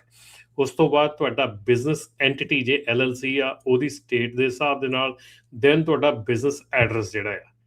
ਇਹ ਸਾਰੀਆਂ ਚੀਜ਼ਾਂ ਜਿਹੜੀਆਂ ਆ ਇਹ ਹੁਣ ਕੀ ਕਹਿੰਦੇ ਹੁੰਦੇ ਆ, ਉਹ ਸੂਈ ਦੀ ਨੋਕ ਦੇ ਵਿੱਚੋਂ ਕੱਢੀਆਂ ਜਾ ਰਹੀਆਂ, ਤਾਂ ਕਿ ਇੱਥੇ ਬਹੁਤ ਜਿਹੜੇ ਨਾਨ ਡੋਮਿਸਾਈਲ ਵਾਲੇ ਲਾਇਸੈਂਸ ਵਾਲੇ ਹੈਗੇ ਆ, ਉਹਨਾਂ ਦੀ ਇਸ਼ੂ ਖੜੇ ਹੋ ਰਹੇ ਆ ਕਿ ਉਹ ਅਪਰੂਵਲ ਨਹੀਂ ਹੋ ਰਹੇ। ਇਹ ਨਹੀਂ ਮੈਂ ਕਹਿ ਰਿਹਾ ਵੀ ਸਾਰਿਆਂ ਦੇ ਨਹੀਂ ਹੋ ਰਹੇ, ਪਰ ਬਹੁਤਿਆਂ ਦੇ ਵਿੱਚ ਇਸ਼ੂ ਖੜੇ ਹੋ ਰਹੇ ਆ, ਕਿਉਂਕਿ ਈਦਰ ਜਿਹੜਾ ਉਹਨਾਂ ਦਾ ਨਾਨ ਡੋਮਿਸਾਈਲ ਲਾਇਸੈਂਸ ਦੇ ਨਾਲ ਉਹਨਾਂ ਦਾ ਬਿਜ਼ਨਸ ਐਡਰੈਸ ਨਹੀਂ ਮੈਚ ਕਰ ਰਿਹਾ, ਉਹਨਾਂ ਦਾ ਬਿਜ਼ਨਸ ਐਂਟੀਟੀ ਨਹੀਂ ਮੈਚ ਕਰ ਰਹੀ, ਕੁਛ ਨਾ ਕੁਛ ਕਿਤੇ ਨਾ ਕਿਤੇ ਮੈਚ ਨਹੀਂ ਕਰ ਰਿਹਾ, ਜਿਹਦੇ ਕਰਕੇ ਉਹਨਾਂ ਦੀਆਂ ਜਿਹੜੀਆਂ ਅਪਰੂਵਲਸ ਆ ਉਹ ਰੁਕੇ ਹੋਏ ਆ। ਸੋ ਇਹ ਮੋਟਰਸ ਦੇ ਵਿੱਚ ਅਪਰੂਵਲ ਰੁਕੇ ਹੋਏ ਆ? ਹਾਂਜੀ, ਮੋਟਰਸ ਦੇ ਵਿੱਚ ਅਪਰੂਵਲ ਰੁਕੇ। ਜੇ ਮੋਟਰਸ 'ਚ ਤੁਸੀਂ ਅਪਰੂਵ ਨਹੀਂ ਤਾਂ ਤੁਸੀਂ ਰਜਿਸਟਰਡ ਨਹੀਂ, ਮਤਲਬ ਇਹ ਹੈ। ਤੇ ਜੇ ਤੁਸੀਂ ਰਜਿਸਟਰਡ ਨਹੀਂ ਤਾਂ ਫਿਰ ਤੁਸੀਂ ਕੰਮ ਨਹੀਂ ਕਰ ਸਕਦੇ। ਬਿਲਕੁਲ ਬਿਲਕੁਲ। ਸੋ ਇਹ ਚੀਜ਼ਾਂ, ਕਈ ਚੀਜ਼ਾਂ ਹੈਗੀਆਂ, ਅਜੇ ਇਹਦੇ ਬਾਰੇ ਦੇ ਵਿੱਚ ਕੋਈ ਰਿਟਨ ਨਾ ਮੈਂ ਐਵੇਂ ਕਹਾਂ ਕਿ ਸਾਨੂੰ ਨਹੀਂ ਪਤਾ ਹੈਗਾ, ਲੇਕਿਨ ਕਈ ਅਸੀਂ ਇੰਸਟੈਂਸਸ ਐਸੇ ਦੇਖੇ ਹੈਗੇ ਆ ਜਿੱਥੇ ਕਿ ਜਦੋਂ ਤੁਸੀਂ ਆਪਣਾ ਲਾਇਸੈਂਸ ਵਿੱਚ ਸਬਮਿਟ ਕਰਦੇ ਆ, they want another proof of ਤੁਹਾਡਾ ਜਿਹੜਾ ਆ ਆਇਡੈਂਟੀਟੀ ਐਡਰੈਸ। ਸੋ ਅਨਦਰ ਪ੍ਰੂਫ ਜਿਹੜਾ ਆ ਉਹ ਜਦੋਂ ਸਬਮਿਟ ਕੀਤਾ ਜਾਂਦਾ ਉਹ ਐਕਸੈਪਟ ਨਹੀਂ ਹੁੰਦਾ। ਸੋ ਪਾਸਪੋਰਟ ਐਕਸੈਪਟ ਨਹੀਂ ਹੁੰਦਾ, ਜਾਂ ਤੁਹਾਡਾ ਵਰਕ ਪਰਮਿਟ ਐਕਸੈਪਟ ਨਹੀਂ ਹੁੰਦਾ। ਸੋ ਕਈ ਚੀਜ਼ਾਂ ਹੈਗੀਆਂ ਜਿਹੜੀਆਂ ਕਿ ਇਸ ਵੇਲੇ ਅੜਚਨਾਂ ਆ ਰਹੀਆਂ ਹੈਗੀਆਂ, ਪਰ ਉਹ ਆਪਾਂ ਲਿਟਰਲੀ, ਮੈਂ ਸੀਰੀਅਸਲੀ ਕਹਾਂ ਤੇ ਆਪਾਂ ਉਹਨੂੰ ਅਟੈਚ ਨਹੀਂ ਕਰ ਸਕਦੇ ਇਸ ਚੀਜ਼ ਲਈ। ਪਰ ਜਿਹੜੇ ਰੁਝਾਨ ਦੇਖੇ ਜਾ ਰਹੇ ਆ ਉਹਦੇ ਵਿੱਚ ਇਹ ਲੱਗ ਰਿਹਾ ਕਿ ਜਿਹੜਾ ਨਾਨ ਡੋਮਿਸਾਈਲ ਲਾਇਸੈਂਸ ਹੈਗਾ, ਉਹਦਾ ਲਾਇਸੈਂਸ ਦੇ ਨਾਲ ਨਾਲ ਉਹਦੀ ਕੰਪਨੀ ਦੀ ਜਿਹੜੀ ਆਪਰੇਟਿੰਗ ਹੈਗੀ ਆ, ਉਹਦੇ ਤੇ ਵੀ ਕੱਲ ਨੂੰ ਕੁਐਸਚਨ ਮਾਰਕ ਲੱਗ ਸਕਦਾ, ਕਿਉਂਕਿ ਇਹ ਕਾਫੀ ਬੈਕ ਐਂਡ ਤੇ ਕਾਫੀ ਜ਼ੋਰ ਸ਼ੋਰ ਨਾਲ ਕੰਮ ਚੱਲ ਰਿਹਾ ਕਿ ਇਹ ਨਹੀਂ ਹੋਣਾ ਚਾਹੀਦਾ ਜੀ। ਬਾਕੀ ਜਿਹੜੇ ਸਾਡੇ ਸਰੋਤੇ ਆ, ਦਰਸ਼ਕ ਆ, ਜੇ ਕੋਈ ਨਾਨ ਡੋਮਿਸਾਈਲਡ ਕਿਸੇ ਦਾ ਜੇ ਅਪਰੂਵ ਹੋਇਆ, ਉਹਨਾਂ ਨੇ ਕਿਹੜੀ ਚੀਜ਼ ਮੰਨੀ ਆ ਉਹ ਵੀ ਦੱਸਿਓ, ਤੇ ਜੇ ਕਿਸੇ ਨੂੰ ਮੁਸ਼ਕਲ ਆ ਰਹੀ ਆ ਤਾਂ ਉਹ ਵੀ ਸ਼ੇਅਰ ਜਿਹੜਾ ਉਹ ਕਰਿਓ, ਤਾਂ ਜੋ ਇਸ ਦੇ ਬਾਰੇ ਹੋਰ ਕਲੈਰਿਟੀ ਜਿਹੜੀ ਉਹ ਹੋ ਸਕੇ। ਸਟੂਡੀਓ 'ਚ ਕਾਲ ਕਰਨ ਦੇ ਲਈ ਨੰਬਰ ਹੈ 408 272 5200, 4082725200 ਦੇ ਉੱਤੇ ਜਿਹੜੀ ਉਹ ਤੁਸੀਂ ਕਾਲ ਕਰ ਸਕਦੇ ਹੋ। ਟਰੱਕਿੰਗ ਬਾਰੇ ਕੋਈ ਹੋਰ ਵੀ ਤੁਹਾਡਾ ਕੋਈ ਕੁਐਸਚਨ ਹੈ, ਕੋਈ ਸਵਾਲ ਹੈ, ਕੋਈ ਤੁਸੀਂ ਗੱਲਬਾਤ ਕਰਨੀ ਚਾਹੁੰਦੇ ਆ, ਉਹਦੇ ਬਾਰੇ ਤੁਸੀਂ ਸਾਂਝ ਪਾ ਸਕਦੇ ਆ 408 272 5200 ਦੇ ਉੱਤੇ। ਹਰਜੋਤ ਜੀ, ਕਮਲ ਜੀ, ਹਾਂਜੀ, ਮੈਸੇजेस ਵਗੈਰਾ ਆਏ ਸੀ, ਮੈਂ ਉਹਨਾਂ ਨੂੰ ਪੜ੍ਹ ਰਿਹਾ ਸੀਗਾ। ਹੁਣ ਰਾਜੀਵ ਸ਼ਰਮਾ ਹੁਣੀ ਕਹਿ ਰਹੇ ਕਿ ਹਰਜਿੰਦਰ ਸਿੰਘ ਉਹਨਾਂ ਨੇ ਸਾਰਾ ਕੁਝ ਮੈਸਅਪ ਕਰਤਾ। ਮੇਰੇ ਖਿਆਲ ਦੇ ਵਿੱਚ ਤੁਸੀਂ ਇੱਕ ਬੰਦਾ, ਠੀਕ ਹੈ, ਸਾਡੀ ਇੰਡਸਟਰੀ ਇੰਨੀ ਵਿਗੜੀ ਹੋਈ ਸੀਗੀ, ਸਾਡਾ ਕੰਮ ਇੰਨਾ ਵਿਗੜਿਆ ਹੋਇਆ ਸੀਗਾ, ਠੀਕ ਹੈ, ਇੱਕ ਬੰਦਾ ਉਹਦਾ ਰੀਜ਼ਨ ਬਣ ਗਿਆ, ਹੁਣ ਉਹਦੇ ਨਾਲ ਇਹ ਹੋ ਗਿਆ, ਪਰ ਇਹ ਨਹੀਂ ਹੋ ਸਕਦਾ ਕਿ ਇੱਕ ਬੰਦੇ ਨੇ ਸਾਰਾ ਕੁਝ ਖਰਾਬ ਕਰਤਾ। ਖਰਾਬ ਤਾਂ ਸਾਰਾ ਕੁਝ ਸੀ, ਇੱਕ ਬੰਦੇ ਨੇ ਉਜਾਗਰ ਕਰਤਾ, ਉਹ ਨਿਕਲ ਆਇਆ ਸਾਹਮਣੇ। ਦੂਸਰੀ ਗੱਲ ਹੈ ਕਿ ਓਨਰ ਆਪਰੇਟਰ ਸ਼ੇਡੀ ਕੈਰੀਅਰ ਕੋਲੋਂ ਲੋਡ ਲੈ ਰਹੇ, ਉਹਨਾਂ ਦੇ ਸਾਈਨ ਲਾ ਕੇ, ਠੀਕ ਆ। ਸੋ ਇਹ ਜਿਹੜੀ ਚੀਜ਼ ਆ, ਇਹ ਕਮਿਲੀਅਨ ਕੈਰੀਅਰ ਵਾਲੀ ਗੱਲ ਆ ਜਿਹੜੀ ਕੀਤੀ ਜਾ ਰਹੀ ਆ ਕਿ ਯੈਸ, ਜਿਹੜੇ ਤੁਸੀਂ ਇੱਦਾਂ ਸਾਈਨ ਕਿਸੇ ਦੇ ਲਾ ਕੇ, ਲੋਡ ਕਿਸੇ ਦਾ, ਇਹ ਕਿਸੇ ਦਾ, ਉਹ ਕਿਸੇ ਦਾ, ਇਹ ਜਿਹੜੀਆਂ ਚੀਜ਼ਾਂ ਇਹ ਹੁਣ ਫਰਾਡ ਦੇ ਵਿੱਚ ਗਿਣੀਆਂ ਜਾਂਦੀਆਂ। ਉਸ ਤੋਂ ਬਾਅਦ ਕਹਿ ਰਹੇ ਆ ਕਿ ਹੁਣ ਕੈਰੀਅਰ ਲੁੱਟਣਗੇ, ਨਹੀਂ, ਇੱਦਾਂ ਦੀ ਕੋਈ ਗੱਲ ਨਹੀਂ ਹੈਗੀ। ਜੇ ਕੋਈ ਤੁਹਾਨੂੰ ਲੁੱਟਦਾ ਆ ਤੇ ਉਹਦਾ ਮਤਲਬ ਹੈ ਵੀ ਤੁਸੀਂ ਵੀ ਰੈਡੀ ਖੜੇ ਆ ਲੁਟਾਉਣ ਨੂੰ, ਤਾਂ ਹੀ ਕੋਈ ਲੁੱਟਦਾ ਹੈ। ਜੇ ਤੁਹਾਨੂੰ ਸਮਝ ਹੈਗੀ, ਤੁਹਾਨੂੰ ਅਕਲ ਹੈਗੀ ਆ ਕਿ ਤੁਸੀਂ ਕੀ ਕਰ ਰਹੇ ਆ, ਤਾਂ ਫਿਰ ਤੁਹਾਨੂੰ ਇੱਦਾਂ ਨਹੀਂ ਕੋਈ ਲੁੱਟਦਾ ਹੈਗਾ। ਹੈਰੀ ਸਿੰਘ, ਤੁਹਾਡਾ ਜਿਹੜਾ ਕੁਐਸਚਨ ਸਮਝ ਨਹੀਂ ਆਇਆ, ਦੁਬਾਰਾ ਇੱਕ ਵਾਰੀ ਕੁਐਸਚਨ ਫਿਰ ਲਿਖਿਓ ਜੀ। Stop driving without CDLs। ਅੱਛਾ, ਮਤਲਬ ਇਹ ਕਹਿਣ ਦਾ ਮਤਲਬ ਇਹ ਆ ਵੀ ਲੋਕੀ ਲਾਇਸੈਂਸ ਤੋਂ ਬਗੈਰ ਹੀ ਚਲਾਈ ਜਾਂਦੇ ਪਰ ਚਲਾ ਰਹੇ ਆ ਰਾਜਕਰਨ। ਇਹ ਵੀ ਇੱਕ ਬਹੁਤ ਵੱਡੀ ਸਿਚੁਏਸ਼ਨ ਹੈਗੀ ਆ, ਜਿਹਦੇ ਤੇ ਕਾਫੀ ਹੱਦ ਤੱਕ ਸਾਨੂੰ ਵੀ ਰਿਪੋਰਟਾਂ ਮਿਲੀਆਂ ਹੈਗੀਆਂ, ਔਰ ਕਈ ਲਾਅ ਐਨਫੋਰਸਮੈਂਟ ਨੇ ਵੀ ਦੱਸਿਆ ਹੈਗਾ ਕਿ ਇਹ ਚੀਜ਼ਾਂ ਹੋ ਰਹੀਆਂ ਹੈਗੀਆਂ ਕਿ ਜਿਹੜੇ ਡਰਾਈਵਰ ਹੈਗੇ ਆ ਉਹ ਇੱਕ ਲੀਗਲ ਡਰਾਈਵਰ ਨਾਲ ਹੁੰਦਾ ਹੈ ਤੇ ਨਾਲ 2 ਜਿਹੜੇ ਆ ਵਿਦਆਊਟ ਲਾਇਸੈਂਸ ਹੁੰਦੇ ਆ ਰਾਹ ਦੇ ਵਿੱਚ, ਉਹ ਵੀ ਚਲਾਈ ਜਾਂਦੇ ਆ। ਪਰ that is wrong. Don't do that those kind of things, ਕਿਉਂਕਿ ਆਪਾਂ ਇੱਕ ਗਲਤ ਚੀਜ਼ ਨੂੰ ਗਾਂਹ ਮੁੜ ਕੇ ਹੋਰ ਗਲਤ ਕਰਨ ਲੱਗ ਜਾਂਦੇ ਆ। ਸੋ ਇੱਕ ਦੂਜੀ ਚੀਜ਼ ਰਾਜਕਰਨ ਹੋਰ ਮੈਂ ਬੜੀ ਜਿਹੜੀ ਆ ਬਹੁਤ ਜ਼ਿਆਦਾ ਦੇਖੀ ਹੈ ਇਸ ਵੇਲੇ, ਜਿਹੜੀ ਮੇਰੀ ਐਵਰੀਡੇ ਆਫਿਸ ਦੇ ਵਿੱਚ ਅਸੀਂ ਇੱਥੇ ਦੇਖਦੇ ਹੈਗੇ ਆ। ਆਪਣੇ ਨਵੇਂ ਡਰਾਈਵਰ ਜਿਹੜੇ ਆ, ਨਵੇਂ ਡਰਾਈਵਰ ਹਮੇਸ਼ਾ ਬਹੁਤ ਬੰਦਿਆਂ ਦੀ ਇਹ ਪ੍ਰੋਬਲਮ ਆਉਂਦੀ ਹੈ ਕਿ ਲਾਇਸੈਂਸ ਜਦੋਂ ਉਹਨਾਂ ਨੂੰ ਪੁੱਛੀਦਾ ਲਾਇਸੈਂਸ, ਤੇ ਉਹ ਕਹਿੰਦੇ ਅੱਛਾ ਲਾਇਸੈਂਸ ਤਾਂ ਮੇਰਾ ਘਰੇ ਆ, ਜਾਂ ਲਾਇਸੈਂਸ ਤਾਂ ਮੇਰਾ ਟਰੱਕ 'ਚ ਰਹਿ ਗਿਆ। ਤੁਸੀਂ ਬਿਨਾਂ ਲਾਇਸੈਂਸ ਤੋਂ ਟਰੈਵਲ ਨਹੀਂ ਕਰ ਸਕਦੇ, ਗੱਡੀ ਨਹੀਂ ਚਲਾ ਸਕਦੇ। ਤੁਹਾਡਾ ਪਹਿਲਾ ਲਾਇਸੈਂਸ ਨਾਨ ਡੋਮਿਸਾਈਲ ਆ, ਉਤੋਂ ਤੁਸੀਂ ਬਿਨਾਂ ਲਾਇਸੈਂਸ ਤੋਂ ਗੱਡੀ ਚਲਾ ਰਹੇ ਆ। That is very wrong. ਇੱਕ ਤਾਂ ਇਹ ਸਾਰਿਆਂ ਨਾਲੋਂ ਵੱਡੀ ਜਿਹੜੀ ਚੀਜ਼ ਆ, ਮੈਂ ਸਾਰਿਆਂ ਨੂੰ ਕਹਿਣਾ ਚਾਹੁੰਦਾ ਕਿ ਜਦੋਂ ਤੁਸੀਂ ਗੱਡੀ ਚਲਾਉਂਦੇ ਆ, ਆਪਣਾ ਲਾਇਸੈਂਸ ਖਾਸ ਕਰਕੇ ਆਪਣੇ ਕੋਲ ਜ਼ਰੂਰ ਰੱਖੋ, ਕਿਉਂਕਿ ਲਾਇਸੈਂਸ ਦੇ ਨਾਲ ਹੀ ਤੁਹਾਡਾ ਸਾਰਾ ਕੁਝ ਹੈ। ਇੱਕ ਤਾਂ ਪਹਿਲਾਂ ਹੀ ਨਾਨ ਡੋਮਿਸਾਈਲ ਆ, ਦੂਜਾ ਉਤੋਂ ਲਾਇਸੈਂਸ ਹੈ ਨਹੀਂ ਕੋਲ। ਦੂਸਰਾ ਰਾਜਕਰਨ, ਜਿਹੜੀ ਇੱਕ ਨਿਊਜ਼ ਵੀ ਫਰੇਟਵੇਵਜ਼ ਨੇ ਲਾਈ ਆ ਕਿ ਜਿਹੜੇ ਮੈਡੀਕਲ ਕਰਦੇ ਡਾਕਟਰਸ ਹੈਗੇ ਆ, ਜੋ ਵੀ ਡਾਕਟਰਸ ਆ ਜਾਂ ਕਾਇਰੋਪ੍ਰੈਕਟਰ ਆ, ਕੋਈ ਵੀ ਆ, ਉਹ ਮੈਡੀਕਲ ਸਬਮਿਟ ਨਹੀਂ ਕਰਦੇ FMCSA ਨੂੰ। 8 ਸਟੇਟਸ ਨੂੰ ਛੱਡ ਕੇ ਸਾਰੀਆਂ ਬਾਕੀ ਸਟੇਟ ਜਿਹੜੀਆਂ ਡਾਇਰੈਕਟ FMCSA ਨੂੰ ਸਬਮਿਟ ਕਰਦੀਆਂ ਹੈਗੀਆਂ। ਜਿਹੜੀਆਂ ਸਟੇਟਸ ਨਹੀਂ ਸਬਮਿਟ ਕਰਦੀਆਂ, ਉਹਨਾਂ ਦੇ DMV ਨੂੰ ਸਬਮਿਟ ਕਰਨੇ ਪੈਂਦੇ ਆ। ਇਹ ਬਾਏ ਲਾਅ, DOT ਦੇ by law, doctors are required to submit your medical to FMCSA or DMV। ਠੀਕ ਹੈ ਜੀ। ਜੇ ਤੁਸੀਂ ਕਿਤੇ ਮੈਡੀਕਲ ਕਰਵਾਉਂਦੇ ਆ ਤੇ ਅਜੇ ਵੀ ਤੁਹਾਨੂੰ ਉਹ ਪੇਪਰ ਫਾਰਮ ਫੜਾ ਦਿੰਦੇ ਆ, then don't do medical, because ਉਹ ਆਪਣਾ ਇੱਕ ਲੀਗਲ ਸਟੈਪ ਜਿਹੜਾ ਡਾਕਟਰ ਆ ਉਹ ਨਹੀਂ ਕਰ ਰਿਹਾ ਹੈਗਾ। ਸੋ ਇੱਦਾਂ ਦੇ ਜਿਹੜੇ ਡਾਕਟਰਸ ਹੈਗੇ ਆ, ਪਲੀਜ਼ ਡੂ ਰਿਪੋਰਟ ਦੈਮ, ਤਾਂ ਕਿ ਜਿਹੜੇ ਡਾਕਟਰ ਆ ਉਹ ਉਹਨਾਂ ਦੀ ਰਿਕੁਆਇਰਮੈਂਟ ਆ, ਉਹਨਾਂ ਦਾ ਸਟੈਪ ਪੂਰਾ ਨਹੀਂ ਹੁੰਦਾ, ਜਿਹੜਾ ਲਾਸਟ ਸਟੈਪ ਆ, to submit your medical to national registry of FMCSA। FMCSA ਦੀ ਜਿਹੜੀ ਨੈਸ਼ਨਲ ਰਜਿਸਟਰੀ ਆ ਮੈਡੀਕਲ ਐਗਜ਼ਾਮੀਨਰਸ ਦੀ, ਉਹਦੇ ਉੱਤੇ ਸਬਮਿਟ ਕਰਨਾ is required for a doctor. So ਜਿਹੜਾ ਡਾਕਟਰ ਆ ਉਹ ਜੇ ਨਹੀਂ ਕਰਦਾ, then make sure choose a doctor ਜਿਹੜਾ ਤੁਹਾਡਾ ਡਾਇਰੈਕਟਲੀ ਸਬਮਿਟ ਕਰਦਾ ਹੈ ਉੱਥੇ, ਕਿਉਂਕਿ ਇਹ ਚੀਜ਼ ਜਿਹੜੀ ਆ ਇਹ ਹੁਣ ਜਿਹੜੀਆਂ 8 ਸਟੇਟਸ ਨੂੰ ਛੱਡ ਕੇ ਬਾਕੀ ਸਟੇਟਸ ਜਿਹੜੀਆਂ ਉਹ DMV ਦੇ ਵਿੱਚ ਐਕਸੈਪਟ ਨਹੀਂ ਕਰਦੀਆਂ ਹੈਗੀਆਂ ਮੈਡੀਕਲ ਬਾਏ ਹੈਂਡ। ਸੋ ਸਾਡੇ ਵੀ ਜਿਹੜੀ DMV ਆ, ਇਹ ਵੀ ਆਲਮੋਸਟ ਆਪਣੇ ਨਾਨ ਡੋਮਿਸਾਈਲ ਦਾ ਤਾਂ ਬਿਲਕੁਲ ਨਹੀਂ ਐਕਸੈਪਟ ਕਰਦੀ ਹੈਗੀ DMV ਦੇ ਵਿੱਚ, ਪਰ ਦੂਜਿਆਂ ਦਾ ਵੀ ਜਿਹੜਾ ਆ ਅਲਟੀਮੇਟਲੀ ਅਕਤੂਬਰ ਤੱਕ ਡੇਟ ਹੈਗੀ ਆ। ਹੁਣ ਅਕਤੂਬਰ ਤੋਂ ਬਾਅਦ ਆਪਣੀ DMV ਨੇ ਵੀ ਸਬਮਿਟ ਕਰਨਾ ਬੰਦ ਕਰ ਦੇਣਾ ਹੈ। ਸੋ ਡਾਇਰੈਕਟਲੀ ਤੁਹਾਨੂੰ FMCSA ਨੂੰ ਸਬਮਿਟ ਕਰਨਾ ਪੈਣਾ ਹੈ। ਠੀਕ ਹੈ। ਸੋ ਇਹਦੇ ਵਿੱਚ ਰਾਜਕਰਨ, ਇਹਦੇ ਵਿੱਚ ਪ੍ਰੋਬਲਮ ਇਹ ਆ ਰਹੀ ਆ ਕਿ ਡਾਕਟਰ ਸਬਮਿਟ ਨਹੀਂ ਕਰਦੇ। ਡਰਾਈਵਰ ਨੂੰ ਇਹ ਹੁੰਦਾ ਕਿ ਮੈਂ ਮੈਡੀਕਲ ਕਰਾ ਲਿਆ ਆ, ਤੇ ਮਹੀਨੇ 2 ਮਹੀਨੇ ਪਿੱਛੋਂ ਜਾ ਕੇ ਜਦੋਂ ਉਹਨਾਂ ਨੂੰ ਕਿਤੇ ਸਕੇਲ ਤੇ ਪੁੱਲ ਕਰਦੇ ਆ, ਤੇ ਉਹ ਪਤਾ ਲੱਗਦਾ ਕਿ because of the medical licence, ਉਹਨਾਂ ਦਾ ਜਿਹੜਾ ਆ ਮੈਡੀਕਲ ਕਾਰਡ, ਉਹਨਾਂ ਦਾ ਜਿਹੜਾ ਲਾਇਸੈਂਸ ਆ ਉਹ ਸਸਪੈਂਡ ਆ ਇਸ ਵੇਲੇ। ਸੋ ਇਹ ਤੁਸੀਂ ਬਿਲਕੁਲ ਧਿਆਨ ਰੱਖੋ। 30 ਡੇਜ਼ ਓਨਲੀ, 30 ਦਿਨ ਤੁਹਾਡਾ ਜਦੋਂ ਮੈਡੀਕਲ ਐਕਸਪਾਇਰ ਹੁੰਦਾ, ਉਹ ਤੋਂ 30 ਦਿਨ ਦੇ ਵਿੱਚ ਪਹਿਲਾਂ 30 ਡੇਜ਼ ਬਿਫੋਰ ਐਕਸਪਾਇਰਿੰਗ, 30 ਡੇਜ਼ ਦੇ ਵਿੱਚ ਮੈਡੀਕਲ ਕਰਵਾ ਕੇ ਤੁਸੀਂ ਸਬਮਿਟ ਕਰਨਾ ਹੁੰਦਾ। ਤੇ ਜਿਹੜੇ ਡਾਕਟਰ ਹੈਗੇ ਆ, ਉਹਨਾਂ ਨੇ ਉਹ ਸਬਮਿਟ ਕਰਨਾ ਹੁੰਦਾ। ਜਦੋਂ ਤੁਹਾਡਾ ਡਾਕਟਰ ਤੁਸੀਂ ਮੈਡੀਕਲ ਕਰਵਾ ਕੇ ਆਉਨੇ ਆ, ਤੁਸੀਂ ਮੇਕ ਸ਼ੋਰ ਆਪਣਾ DMV ਦੇ ਵਿੱਚ ਚੈੱਕ ਕਰ ਸਕਦੇ ਕਿ ਤੁਹਾਡਾ ਮੈਡੀਕਲ ਸਬਮਿਟ ਹੋਇਆ ਕਿ ਨਹੀਂ ਹੋਇਆ। ਸੋ ਇਹ ਚੀਜ਼ਾਂ ਜਿਹੜੀਆਂ ਆ ਇਹ ਤੁਸੀਂ ਕਰ ਸਕਦੇ ਹੈਗੇ ਆ। ਮੇਕ ਸ਼ੋਰ ਕਿ ਤੁਸੀਂ ਉਸ ਤੋਂ ਪਹਿਲਾਂ ਜਾਓ। ਇੱਥੇ ਇੱਕ ਕੁਐਸਚਨ ਵੀ ਆਇਆ, can doctor charge fee for sending paperwork to DMV legally? Yes, doctor can ਜਿਹੜੀ ਉਹਦੀ ਫੀਸ ਹੈਗੀ ਟੋਟਲ ਫੀਸ ਦੇ ਵਿੱਚ ਐਡ ਕਰਕੇ ਵੀ ਕਰ ਸਕਦਾ, ਸੈਪਰੇਟਲੀ ਵੀ ਕਰ ਸਕਦਾ, ਤੁਹਾਨੂੰ ਦੱਸ ਕੇ ਵੀ ਕਰ ਸਕਦਾ। ਜੇ ਉਹ $100 ਚਾਰਜ ਕਰਦੇ ਆ ਮੈਡੀਕਲ ਦਾ, ਉਹਦੇ ਵਿੱਚ ਉਹ ਉਹਨਾਂ ਦੀ ਫੀਸ ਵਿੱਚ ਹੀ ਆ। ਸੋ ਇਟਸ ਨਾਟ ਕਿ ਜੇ ਉਹ $100 ਚਾਰਜ ਕਰਦੇ ਤੇ ਸਬਮਿਟ ਕਰਦੇ ਉਹ ਕਹਿਣ ਜੀ ਅਸੀਂ $20 ਹੋਰ ਚਾਰਜ ਕਰਾਂਗੇ। ਸੋ ਉਹ ਨਹੀਂ, ਉਹ ਨਹੀਂ ਹੈਗਾ। That is required by law, within that $100 they have to submit. ਜਿਹੜੀ ਵੀ ਉਹਨਾਂ ਦੀ ਫੀਸ ਟੋਟਲ ਆ, ਉਹਦੇ ਵਿੱਚ ਐਡ ਕਰਕੇ ਤੁਹਾਨੂੰ ਟੋਟਲ ਫੀਸ ਦੇਣੀ ਪਊਗੀ। ਇਹ ਨਹੀਂ ਕਹਿ ਸਕਦੇ ਕਿ ਆਹ $100 ਤੁਹਾਡੇ ਮੈਡੀਕਲ ਦਾ ਤੇ ਆਹ $20 ਤੁਹਾਡੇ ਉੱਥੇ ਸਬਮਿਟ ਕਰਨ ਦੇ। ਜੀ, ਸੋ ਕੁਲਬੀਰ ਸਿੰਘ ਹੋਣੀ ਕਹਿੰਦੇ ਵੀ ਡਾਕਟਰ ਦਾ ਕਿੱਦਾਂ ਪਤਾ ਲੱਗੇ, ਤੇ ਤੁਸੀਂ ਆਪਣੇ DMV ਦੇ ਵਿੱਚ ਜਿਹੜੀ ਵੀ DMV ਨਾਲ ਤੁਸੀਂ ਐਸੋਸੀਏਟਡ ਹੈਗੇ, ਉੱਥੇ ਆਪਣਾ ਆਨਲਾਈਨ ਅਕਾਊਂਟ ਖੁਲਾ ਕੇ ਤੇ ਆਪਣਾ ਮੈਡੀਕਲ ਉੱਥੇ ਚੈੱਕ ਕਰ ਸਕਦੇ ਤੁਹਾਡਾ ਮੈਡੀਕਲ ਸਬਮਿਟ ਹੋਇਆ ਕਿ ਨਹੀਂ ਹੋਇਆ।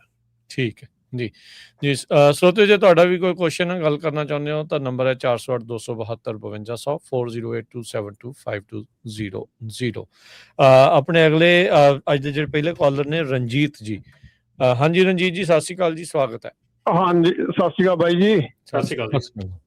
ਹਾਂਜੀ ਬਾਈ ਜੀ ਮੈਂ ਦੱਸਣਾ ਚਾਹੁੰਦਾ ਸੀਗਾ ਜਿੱਦਾਂ ਨਾ ਸਪੈਸ਼ਲ ਜੇ ਆਪਾਂ ਨੂੰ ਬਾਰਡਰ ਚੈੱਕ ਪੋਸਟ ਤੇ ਮੈਨੂੰ ਲਾਸਟ ਵੀਕ ਜੁਮਾ ਏਰੀਓ ਨਾਮ ਨਾ US ਸਿਟੀਜ਼ਨ ਠੀਕ ਹੈ ਉਹਨਾਂ ਰੋਕ ਲਿਆ ਮੈਨੂੰ ਤੇ ਉਹ ਪਿਛਲਾ 20 ਸਾਲ ਦਾ ਰੈਕੋਰਡ ਪੁੱਛਦਾ ਸੀ ਤੁਸੀਂ ਐਂਟਰੀ ਕਿੱਦਾਂ ਕੀਤੀ ਹੈ USA 'ਚ। ਮੈਂ ਕਿਹਾ ਮੇਰੀ ਲੀਗਲ ਐਂਟਰੀ ਆ। ਸੋ ਮੈਨੂੰ ਕਹਿੰਦਾ I-94 ਦੇ। ਮੈਂ ਕਿਹਾ I don't have I-94 in my pocket, I have US passport in my pocket। ਅੱਧਾ ਘੰਟਾ ਮੈਨੂੰ ਉਹਨੇ ਖਰਾਬ ਖਰੂਬ ਕਰਕੇ ਫਿਰ ਮੈਂ ਕਿਹਾ ਤੂੰ ਸੁਪਰਵਾਈਜ਼ਰ ਨੂੰ ਸਾਦਾ ਆਪਦੇ ਨੂੰ ਹਨਾ। he's a young kid 24-25 year ਸੀਗਾ। ਫਿਰ ਉਹਦਾ ਆਫੀਸਰ ਆਇਆ ਉਹ ਕਹਿੰਦਾ ਤੂੰ ਕਾਹਤੋਂ ਖੱਜਲ ਕਰਦਾ ਇਹਨੂੰ ਜਾਣਦੇ ਹੋ ਐਕਚੁਅਲੀ ਏਦਾਂ ਨਹੀਂ ਹੈਗਾ ਪਰ ਆਪਾਂ ਨੂੰ ਕੁਛ ਕਮਿਊਨਿਟੀ ਨੂੰ ਜਿੱਦਾਂ ਮੈਂ ਵੀ ਅੰਮ੍ਰਿਤਧਾਰੀ ਸਿੰਘ ਆ ਮੇਰੇ ਦਮਾਲਾ ਸਜਾਇਆ ਸੀਗਾ ਉਹ ਦੇਖ ਕੇ ਨਾ ਖਰਾਬ ਵੀ ਕਰਦੇ ਆ। ਸੋ ਕਮਿਊਨਿਟੀ ਸਾਰੀ ਇਸ ਵੇਲੇ ਨਾ ਤੁਹਾਡੇ ਬਾਅਦ ਨੂੰ ਦੱਸਣਾ ਚਾਹਣਾ ਸਿੰਘ ਐਂਡ ਕੌਰ ਨਾਮ ਟਰੱਕਾਂ ਵਾਲੇ ਪੂਰੇ ਟਾਰਗੇਟ ਤੇ ਆ ਬਾਈ ਜੀ ਇਸ ਵੇਲੇ USA ਦੇ ਵਿੱਚ। ਕੋਈ ਵੀ ਬੰਦਾ ਗਲਤ ਫਹਿਮੀ 'ਚ ਨਾ ਰਹੇ। ਮੈਂ ਕੋਈ ਝੂਠ ਨਹੀਂ ਬੋਲਦਾ ਬਿਲਕੁਲ 101% ਜਿੱਦਾਂ ਬਾਈ ਜੀ ਹੁਣੀ ਆਪਣੇ ਦੱਸ ਰਿਹਾ ਬਿਲਕੁਲ ਕਮਿਊਨਿਟੀ ਫੁੱਲੀ ਟਾਰਗੇਟ ਤੇ ਅਵੇਅਰ ਹੋਣਾ ਚਾਹੀਦਾ ਜੀ ਆਪਾਂ ਨੂੰ। ਥੈਂਕ ਯੂ ਵੀਰ ਜੀ ਥੈਂਕ ਯੂ ਦੱਸਣ ਲਈ। ਧੰਨਵਾਦ ਜੀ। ਇਹ ਰੇਸ਼ੀਅਲ ਪ੍ਰੋਫਾਈਲਿੰਗ ਆ ਇਹ ਦੇਖਦੇ ਹੀ ਆ। H1B ਵੀਜ਼ੇ ਵਾਲੇ ਵੀ ਉਧਰ ਜੋ ਫ੍ਰਿਜ਼ਨੋ ਦੇ ਵਿੱਚ ਫ੍ਰਿਸਕੋ ਟੈਕਸਸ 'ਚ ਵਾਪਰ ਰਿਹਾ ਹੈਗਾ। ਸੋ ਇਹ ਆਪਾਂ ਨੂੰ ਰਿਪੋਰਟ ਕਰਨਾ ਚਾਹੀਦਾ ਜਿੱਥੇ ਇਦਾਂ ਦੀ ਚੀਜ਼ ਹੁੰਦੀ ਆ। ਬਹੁਤ ਸਾਰੀਆਂ ਆਰਗੇਨਾਈਜੇਸ਼ਨ ਆਪਣੀਆਂ ਹੈਗੀਆਂ ਸਿੱਖ ਕੋਲੀਸ਼ਨ ਯੂਨਾਈਟਿਡ ਸਿੱਖਸ ਵਗੈਰਾ। ਤੇ ਜਦੋਂ ਹੁਣ I-94 ਦਾ ਕੀ ਕੰਮ ਆ ਜਦ ਬੰਦਾ ਹੀ ਸਿਟੀਜ਼ਨ ਬਣ ਗਿਆ ਹਨਾ। ਕਿਆ ਬਿਲਕੁਲ ਪਾਸਪੋਰਟ ਦੇ ਨਾਲ I-94 ਰੱਖੋ ਪਹਿਲਾ ਜਿਹੜਾ ਮਿਲਿਆ ਸੀ। ਦੱਸੋ ਯਾਰ ਕਮਾਲ ਦੀਆਂ ਗੱਲਾਂ। That's how you start. ਇਹ ਜਿਹੜਾ ਚੌਥੀ ਅਮੈਂਡਮੈਂਟ ਆ ਨਾ ਇਲੀਗਲ ਸੀਜ਼ਨ ਐਂਡ ਸਰਚੇਜ਼ ਇਹ ਸਿੱਧੀ ਉਹਦੀ ਉਲੰਘਣਾ ਹੁੰਦੀ ਆ। ਬਟ ਗੱਲ ਇਹ ਆ ਵੀ ਇਹ ਮੰਨਦੇ ਨਹੀਂ ਪਰ ਇਹ ਆ ਵੀ ਆਪਾਂ ਨੂੰ ਆਪਣੇ ਜਿਹੜੇ ਰਾਈਟਸ ਆ ਉਹ ਜਾਣਨੇ ਜਿਹੜੇ ਉਹ ਚਾਹੀਦੇ ਆ। ਅਕਸਰ ਕਈ ਵਾਰੀ ਨਾ ਲੋਕ ਕਹਿ ਦਿੰਦੇ ਯਾਰ ਫਿਰ ਕੀ ਹੋਇਆ ਜੇ ਪੁੱਛ ਲਿਆ ਠੀਕ ਆ ਪਰ ਇਦਾਂ ਹੀ that's how you start losing rights. ਵੀ ਜੇ ਤੁਸੀਂ ਭਾਈ ਸਾਹਿਬ ਨੇ ਵਧੀਆ ਕੀਤਾ ਜਿਹੜਾ ਉਹਨੇ ਕਿਹਾ ਵੀ ਸੁਪਰਵਾਈਜ਼ਰ ਨੂੰ ਸੱਦ ਕੇ ਲਿਆ ਹਨਾ।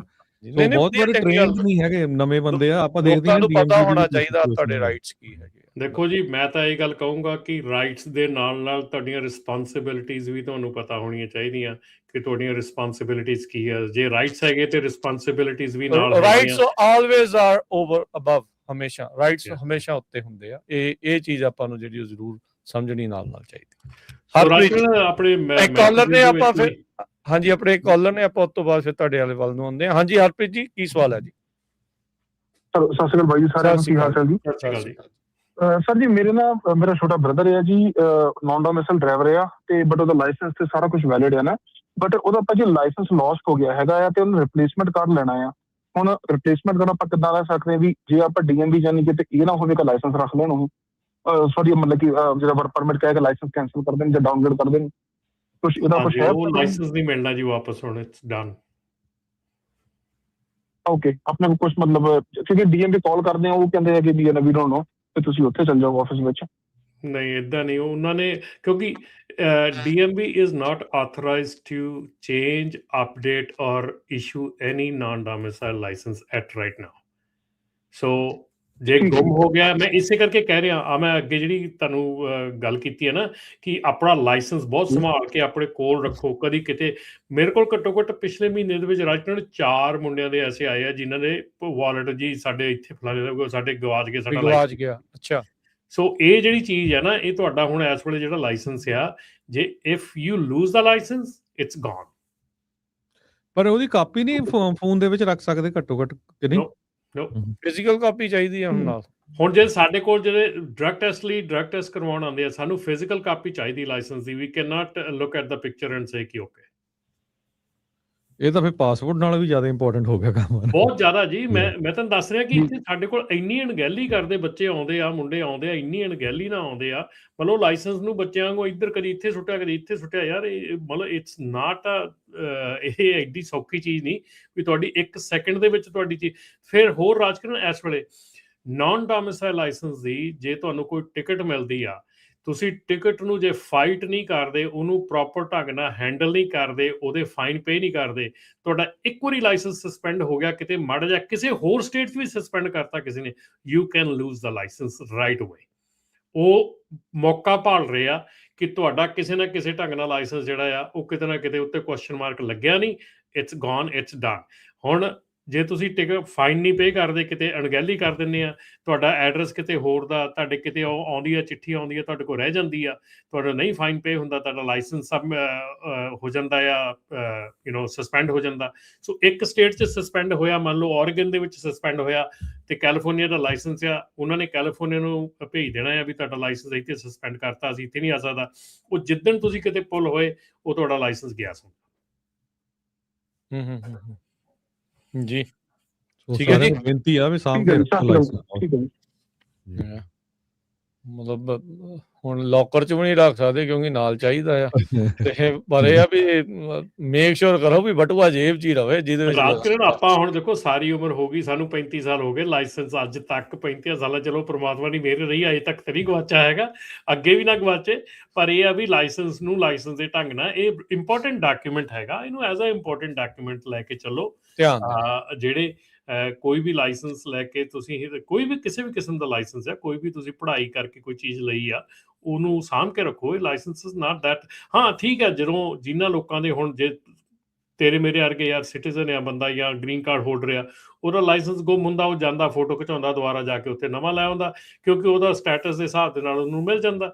ਪਰ ਜਿਹਦਾ ਸਟੇਟਸ ਠੀਕ ਨਹੀਂ ਹੈਗਾ ਜਾਂ ਸਟੇਟਸ ਫੁੱਲੀ ਨਹੀਂ ਹੈਗਾ, ਉਹਦੇ ਲਈ ਇਹ ਚੀਜ਼ਾਂ ਜਿਹੜੀਆਂ ਬਹੁਤ ਇੰਪੋਰਟੈਂਟ ਹੈਗੀਆਂ। ਜੀ ਜੀ ਰਮਨ ਜੀ, ਤੁਸੀਂ ਕਹਿ ਰਹੇ ਆ ਕੁਝ ਡਾਕਟਰ ਜਿਹੜੇ ਐਕਸਟਰਾ ਚਾਰਜ ਕਰਦੇ ਆ, ਪਰ they can not charge legally, they can not, they have to include in the fee. ਠੀਕ ਹੈ ਜੀ। ਠੀਕ, ਆਪਣੇ ਅਗਲੇ ਕਾਲਰ ਨੇ ਬਲਦੇਵ ਜੀ, ਸਤਿ ਸ਼੍ਰੀ ਅਕਾਲ। ਸਤਿ ਸ਼੍ਰੀ ਅਕਾਲ ਜੀ, ਤੁਹਾਡਾ ਵਧੀਆ ਪ੍ਰੋਗਰਾਮ, ਬਹੁਤ ਵਧੀਆ ਇਨਫੋਰਮੇਸ਼ਨ ਦੇ ਰਹੇ ਹੋ ਜੀ। ਮੇਰੀ ਇੱਕ ਛੋਟੀ ਜਿਹੀ ਸਮੱਸਿਆ ਇਹ ਆ ਰਿਗਾਰਡਿੰਗ ਇੰਸ਼ੋਰੈਂਸ, ਉਹਦੇ ਵਾਸਤੇ ਗੱਲ ਕਰ ਸਕਦਾ ਮੈਂ? ਬਿਲਕੁਲ ਜੀ। ਹਾਂਜੀ, ਉਹ ਇਸ ਤਰ੍ਹਾਂ ਹੋਇਆ ਸੀ, ਮੈਕਸੀਕੋ ਦੇ ਵਿੱਚ ਐਕਸੀਡੈਂਟ ਹੋਇਆ ਸੀ, ਮੂਹਰੇ ਅੱਗ ਲੱਗੀ ਸੀ ਟਰੱਕਾਂ ਨੂੰ, ਮੈਂ ਟਰੱਕ ਸਟਾਪ ਕੀਤਾ ਤੇ ਪਿੱਛੇ ਇੱਕ ਲੇਡੀ ਟੂ ਕਲੋਜ਼ ਆਈ, ਮੈਨੂੰ ਨਹੀਂ ਉਹਦਾ ਪਤਾ ਲੱਗਿਆ, ਉਹ ਤੀਜਾ ਬੰਦਾ ਉਹਨੂੰ ਵੀਡੀਓ ਦੇ ਰਿਹਾ ਵੀ ਇਹ ਟਰੱਕ ਸਲਾਈਡਲੀ ਬੈਕ ਹੋਇਆ, ਰਿਵਰਸ ਆਇਆ ਤੇ ਉਹਦੀ ਕਾਰ ਨੂੰ ਮਾੜਾ ਜਿਹਾ ਲੱਗਿਆ। ਉਹਨੇ ਕੀ ਕਲੇਮ ਕੀਤਾ, ਉਹਦੀ ਜਿਹੜੀ ਇੰਸ਼ੋਰੈਂਸ ਆ ਉਹ ਪ੍ਰੋਗਰੈਸਿਵ ਆ, ਤੇ ਉਹ ਇੰਸ਼ੋਰੈਂਸ ਹੁਣ ਮੈਨੂੰ ਕਾਲ ਕਰ ਰਹੀ ਹੈ ਵੀ ਤੇਰੀ ਜਿਹੜੀ ਉਸ ਦਿਨ ਤੇਰੇ ਕੋਲ ਇੰਸ਼ੋਰੈਂਸ ਹੈ ਨਹੀਂ ਸੀ, ਬਲਕਿ ਪੁਲਿਸ ਇਨਵੋਲਵ ਤਾਂ ਨਹੀਂ ਹੋਈ, ਪੁਲਿਸ ਵਾਲਾ ਆ ਗਿਆ ਸੀ, ਉਹਨੇ ਸਾਡੀ ਐਕਸਚੇਂਜ ਕਰਾਤੀ ਸੀ ਆਪਣਾ। ਹੁਣ ਉਹ ਕਹਿੰਦੇ ਆ ਵੀ ਤੇਰੀ ਜਿਹੜੀ ਇੰਸ਼ੋਰੈਂਸ ਆ ਉਹ ਤੇ ਹੈ ਤਾਂ $1200-1300 ਆਪਣਾ, ਉਹ ਨਹੀਂ ਕਰ ਰਹੀ, ਅਸੀਂ ਕੋਰਟ ਕੇਸ ਕਰਾਂਗੇ। ਇਹਦੇ ਬਾਰੇ ਕੁਝ ਦੱਸੋਗੇ? ਨਹੀਂ, ਜਿਹੜੀ ਤੁਹਾਡੀ ਇੰਸ਼ੋਰੈਂਸ ਉਦੋਂ ਤੁਹਾਡੀ ਇੰਸ਼ੋਰੈਂਸ ਵਾਲਾ ਹੈ ਨਹੀਂ ਸੀਗੀ ਉਦੋਂ? ਨਹੀਂ, ਇੰਸ਼ੋਰੈਂਸ ਵੀ ਹੈਗੀ ਆ ਜੀ ਆਪਣਾ, ਇੰਸ਼ੋਰੈਂਸ ਵਾਲੀ 6 ਮਹੀਨੇ ਹੋਰ ਵੈਲਿਡ ਪਈ ਹੋਈ ਆ, ਟਾਈਮਲੀ ਮੈਂ ਕਦੇ ਪੈਸਾ ਵੀ ਲੇਟ ਨਹੀਂ ਕੀਤਾ ਇੰਸ਼ੋਰੈਂਸ ਦਾ। ਇੰਸ਼ੋਰੈਂਸ ਤੁਹਾਡੀ ਵੈਲਿਡ ਸੀਗੀ, ਮਤਲਬ ਤੁਸੀਂ ਕਵਰਡ ਸੀਗੇ ਉਸ ਟਾਈਮ ਦੇ ਉੱਤੇ? ਉਸ ਟਾਈਮ ਕਵਰ ਸੀ ਜੀ, ਹਾਂ। ਦੇਖੋ, ਮੈਂ ਤਾਂ ਇਹ ਕਹੂੰਗਾ ਕਿ ਜੇ 1000-1200 ਦੀ ਗੱਲ ਆ ਤੇ you should settle, because claim ਪਾਓਗੇ। ਆਈ ਥਿੰਕ ਹਰਜੋਤ ਭਾਜੀ ਇਸ ਬਾਰੇ ਜ਼ਿਆਦਾ ਦੱਸ ਸਕਦੇ ਆ ਕਿ ਜੇ ਕਲੇਮ ਪੈਂਦਾ ਤੇ 1000-1200 ਸੋ ਅੱਜ ਕੱਲ ਤਾਂ ਖਾਸ ਕਰਕੇ ਪ੍ਰੋਗਰੈਸਿਵ ਤਾਂ ਜੇ ਛੋਟਾ ਵੀ ਕਲੇਮ ਪੈਂਦਾ ਤਾਂ ਬਹੁਤ ਰੇਟ ਵਧਾ ਦਿੰਦੇ ਆ। ਤੁਸੀਂ ਸਿੱਧਾ ਸੈਟਲ ਕਰ ਲਓ ਵੀ ਮੈਂ ਮੇਰੀ ਇੰਸ਼ੋਰੈਂਸ ਬਹੁਤ ਵੱਧ ਜਾਣੀ ਆ ਵੀ I am willing to pay, ਹਨਾ, ਇੰਸ਼ੋਰੈਂਸ ਮੇਰੀ ਹੈਗੀ ਆ ਕਿ ਨਹੀਂ? ਉਹਨਾਂ ਨੇ ਇੰਸ਼ੋਰੈਂਸ ਨੂੰ ਦਿੱਤਾ ਜੀ, ਮੇਰੀ ਇੰਸ਼ੋਰੈਂਸ ਜਿਹੜੀ ਮੈਂ ਪਹਿਲਾਂ ਵੀ ਨਾ ਧੋਖਾ ਖਾਧਾ, ਪਰ ਮੇਰੇ ਆਪਣਾ ਚਲੋ ਨਾਂ ਨਹੀਂ ਲੈਂਦਾ, ਇੰਡੀਅਨ ਬੰਦੇ ਨੇ ਮੈਨੂੰ ਚੀਟ ਕੀਤਾ ਹੋਇਆ ਦੱਬ ਕੇ, ਤੇ ਉਹਦੇ ਚ ਆਪਣਾ ਉਹਨਾਂ ਕੋਲੇ ਚਲਾ ਗਿਆ ਹੋਏ, ਮੈਨੂੰ ਕਹਿੰਦਾ ਤੈਨੂੰ ਕੁਛ ਕਰਨ ਦੀ ਲੋੜ ਨਹੀਂ, ਕੱਲ ਨੂੰ ਐ ਕਰਨਗੇ ਉਹ ਕਰ ਦੇਣਗੇ ਜੀ, ਉਹ ਆਪਣਾ ਜਿੱਦਾਂ ਹੁੰਦਾ ਨਾ ਵੀ ਆਦਾ ਮੈਨੂੰ ਫਿਜ਼ੀਕਲੀ ਡੈਮੇਜ ਹੋ ਗਿਆ, ਫਲਾਨਾ ਹੋ ਗਿਆ, ਤੂੰ ਨਾ ਦੇਈ। ਮੈਂ ਉਦੋਂ ਉਹਨੂੰ ਲੇਡੀ ਨੂੰ ਕਿਹਾ ਸੀ, ਮੈਂ ਕਿਹਾ ਤੂੰ ਮੈਨੂੰ ਬਿੱਲ ਭੇਜ ਦੇ, ਉਹਨੇ ਨਹੀਂ ਭੇਜਿਆ, ਉਹਨਾਂ ਨੇ ਆਪਦੀ ਇੰਸ਼ੋਰੈਂਸ ਨੂੰ ਭੇਜਤਾ, ਉਹਦੀ ਇੰਸ਼ੋਰੈਂਸ ਨੇ ਚੱਕ ਕੇ ਆਪਣਾ ਮੇਰੀ ਇੰਸ਼ੋਰੈਂਸ ਨੂੰ ਭੇਜਿਆ ਆਪਣਾ, ਇਹਨਾਂ ਨੇ ਮੂਹਰੇ ਕੋਈ ਰਿਸਪੌਂਸ ਨਹੀਂ ਕੀਤਾ ਉਹਨੂੰ। ਫਿਰ ਇਹਨਾਂ ਨੂੰ ਉਹਨਾਂ ਦਾ ਮੈਨੂੰ ਪੇਪਰ ਆ ਗਏ ਘਰੇ ਵੀ ਆਹ ਪੈਸੇ 500 ਸੇ ਡਿਡਕਟੇਬਲ ਲੈ ਲਿਆ ਉਹ ਲੇਡੀ ਤੋਂ, ਤੇ 1200 ਰੁਪਇਆ ਵੀ ਤੇਰੀ ਇੰਸ਼ੋਰੈਂਸ ਨੂੰ ਬੇਕਾਰ ਮੈਂ ਇਹਨਾਂ ਨੂੰ ਭੇਜਤਾ। 1 ਸਾਲ ਨੂੰ ਹੋ ਗਏ, 20-25 ਦਿਨ ਹੋ ਗਏ, ਇਹਨਾਂ ਲੋਕਾਂ ਨੇ ਨਾ ਤਾਂ ਉਹਨਾਂ ਨੂੰ ਕੋਈ ਰਿਸਪੌਂਸ ਕੀਤਾ। ਕੱਲ ਉਹਦੀ ਕਾਲ ਆਈ ਸੀ, ਕਹਿੰਦੀ ਵੀ ਹੁਣ ਅਸੀਂ 1 ਹਫ਼ਤੇ ਤੋਂ ਬਾਅਦ ਫਿਰ ਅਸੀਂ ਉਹਦਾ ਲੀਗਲ ਐਕਸ਼ਨ ਲਵਾਂਗੇ ਜੇ ਪੇ ਨਹੀਂ ਹੁੰਦਾ ਤਾਂ। ਨਹੀਂ, ਰਿਸਪੌਂਸ ਕਿ ਤੁਹਾਡੀ ਇੰਸ਼ੋਰੈਂਸ ਨੇ ਨਹੀਂ ਕੀਤਾ? ਸਾਡੀ ਇੰਸ਼ੋਰੈਂਸ ਨੇ ਰਿਸਪੌਂਸ ਨਹੀਂ ਕੀਤਾ ਜੀ ਉਹਨਾਂ ਨੂੰ। ਨਹੀਂ, ਪਰ ਪ੍ਰੋਗਰੈਸਿਵ ਤਾਂ ਬਹੁਤ ਵੱਡੀ ਕੰਪਨੀ ਆ। ਤੁਸੀਂ ਤੁਸੀਂ ਇੰਸ਼ੋਰੈਂਸ ਵਾਲਿਆਂ ਨੂੰ ਪੈਸੇ ਭੇਜੇ ਜਾਂ ਏਜੰਟ ਨੂੰ ਭੇਜੇ ਆ? ਉਹਨਾਂ ਨੇ ਏਜੰਟ ਨੂੰ ਭੇਜਿਆ ਜੀ, ਮੈਂ ਉਹਨੂੰ ਕਿਹਾ ਹਾਂ, ਫਿਰ ਉਹ ਇੱਥੇ ਪੰਗਾ ਆ। ਹਾਂਜੀ, ਇੱਥੇ ਮੈਨੂੰ ਕੀ ਕਰਨਾ ਚਾਹੀਦਾ ਜੀ ਹੁਣ? ਨਹੀਂ, ਤੁਸੀਂ ਆਪਣੀ ਇੰਸ਼ੋਰੈਂਸ ਨੂੰ ਡਾਇਰੈਕਟਲੀ ਕਾਲ ਕਰਨੀ ਚਾਹੀਦੀ ਆ।